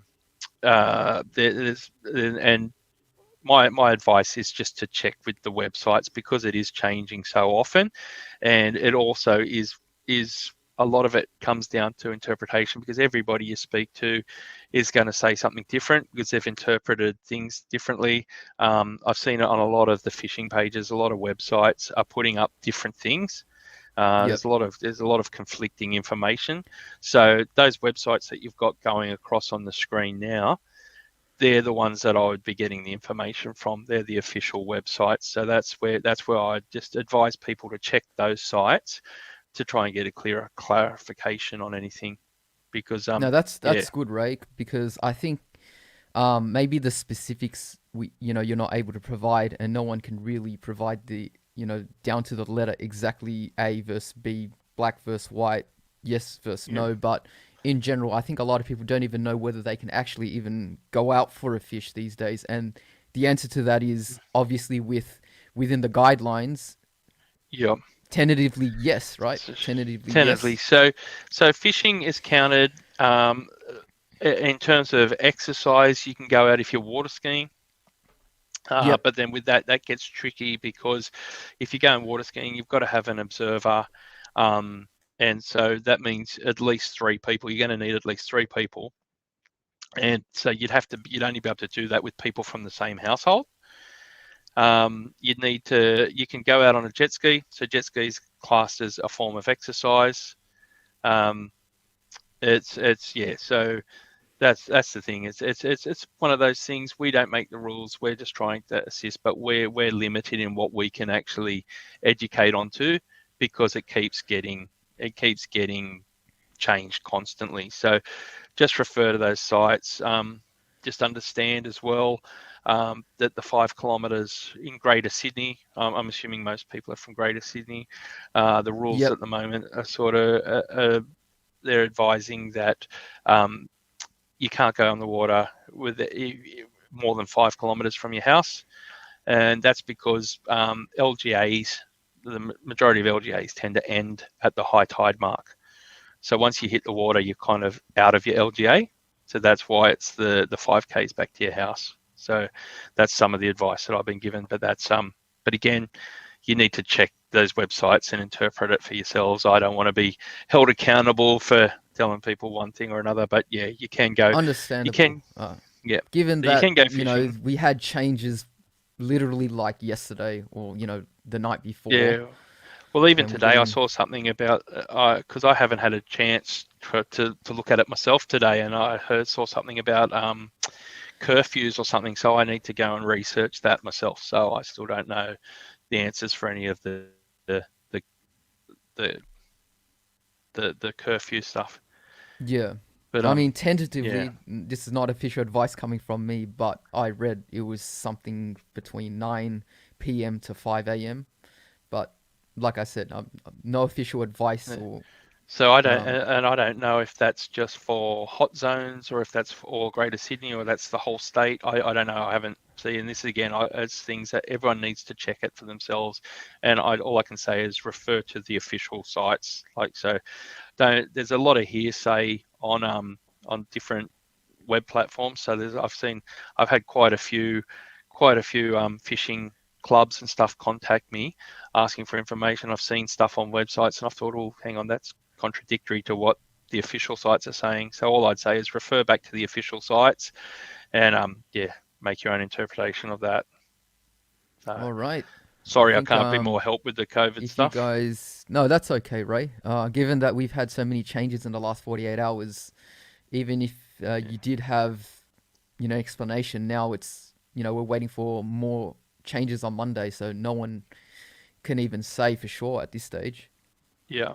But I think unless you guys have any more obvious questions that you can ask Ray about that, I think we might just Well, finish off on that note and do the do we want to? giveaway. Yeah. So um, I've got. I'll give away one jacket, but I've got on offer. I've got an inflatable jacket, or I've got a foam jacket. So depending on whoever wins it, they can decide whether they want the inflatable. And they're these really nice designs. They've got these Indigenous artwork on them. These great Aboriginal Indigenous artworks on them. So we've got a level 100 there. That looks and we've great. got Limited edition. Sell limited them on edition. eBay. So but what you need to remember is that with the inflatables, they need to be serviced. You need to maintain them. Yep. So I think what if we ask a question and if we get the first correct answer come through, can be the winner. Perfect. Do you think that'd work? We'll do it exactly like that. So we'll have a question. First person to get the correct answer in the chat in order that it pops up on my screen wins a choice of one of the 2 life jackets. Okay, so how about let's see how much they're paying attention to the life jacket with servicing. I want two things that they're going to check when they do their service on their life jacket. 2 things that they're going to check when they do the life jacket servicing. Let's go. Let's see what everyone's got to say there. Win a life jacket now with the correct answer. Top of the class. All right, let's see. So what was the question again? The 2 things that they check? Or just 2. There's more than 2 things you got to check, but I'll just, as long as they can name 2 things that they're going to check when they do a service of their inflatable life jacket. All right. Okay. So we have, I don't know this person's name. Facebook user. We've got a Facebook user. Facebook user. But is that correct first? Is that correct? Yes. So you want to check that it's all. You want to check the gas bottle. So we want to make sure that the gas is maintained, and we want to make sure that we're packing it correctly. Yes. Right. Okay. Let me go into Facebook, and so you want to. So his answer's correct. We can take that answer. Yeah, we can take that. We can say yes. That's 2 things that you need to check when you're doing a service. There's no one on my Facebook. That's no good. Oh no. Well, someone can. So what do we do? What do we do here? I'll keep refreshing. So I'm on the Shroom page. I'm on the Sydney Fishing Facebook page as well. Under the live stream, I don't see the answer. Okay, there we go. It must be Greg Moss. Greg Moss. Well, if you sort out Greg's details with him offline, and then let me know, and then I can post it out and let there we go. Greg. He's confirmed. Greg Moss. There we go. All right. Congratulations, Greg. Congratulations, Greg. Thanks for listening for nearly 2.5 hours and getting that right, top of the class. Congratulations. It was a long session. Thank you, everybody. Send me a message, Greg. So send me a message on Instagram, Facebook. Private message me, or YouTube or my email, and I'll forward and I'll get that life jacket sent to you. So congratulations and well done on the correct answer. Going. All right, Ray, would you like to say anything to conclude the live stream? It was a long session, so thank you everybody for staying on and listening. Hope everybody got something out of it. I hope everyone thanks, Donna. So no worries, Greg, once he's inflatable. So we'll do that. I just hope that people found it informative and they got something out of it. So even if you only took 1 or 2 things away, then that's excellent. Contact us, contact your local BEO, and don't make it there. You see us in the field, come and say hello. Don't be afraid. Maritime education at transport.nsw.gov.au. Yep. Is that the one? Yep. That's the one. Yeah. So if you want to book us in for a club talk, or you're associated with a school, or you want us to help come and do some training for your staff members, if you've got a retail store or something like that, just get in touch and we'll work something out. Excellent. All right.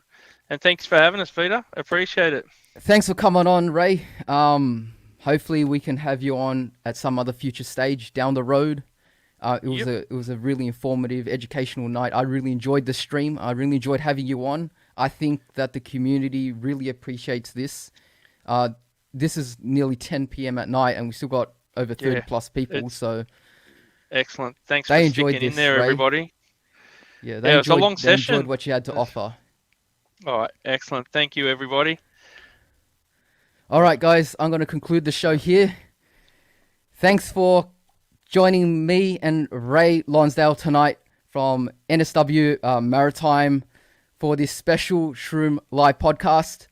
Make sure you hit the like button on this video. Make sure if you want to, make sure you subscribe if this is your first time here. Just plugging myself now. Find me on Instagram, find me on TikTok, Twitter. Jeez, I'm losing focus here now. It's a long string, guys. But if you want to catch this stream again, it's going to be up on YouTube straight away after I go offline. And if you want to catch it in the podcast form, it's going to be on Spotify, Apple Podcasts, Google Podcasts, and all your other favorites within the next 24 hours. So, guys, that's it. That's it from me. That's it from the Shroom. Catch me in the next Thursday video. Hopefully, I can put up a fishing one for you guys. And I'll catch you all soon.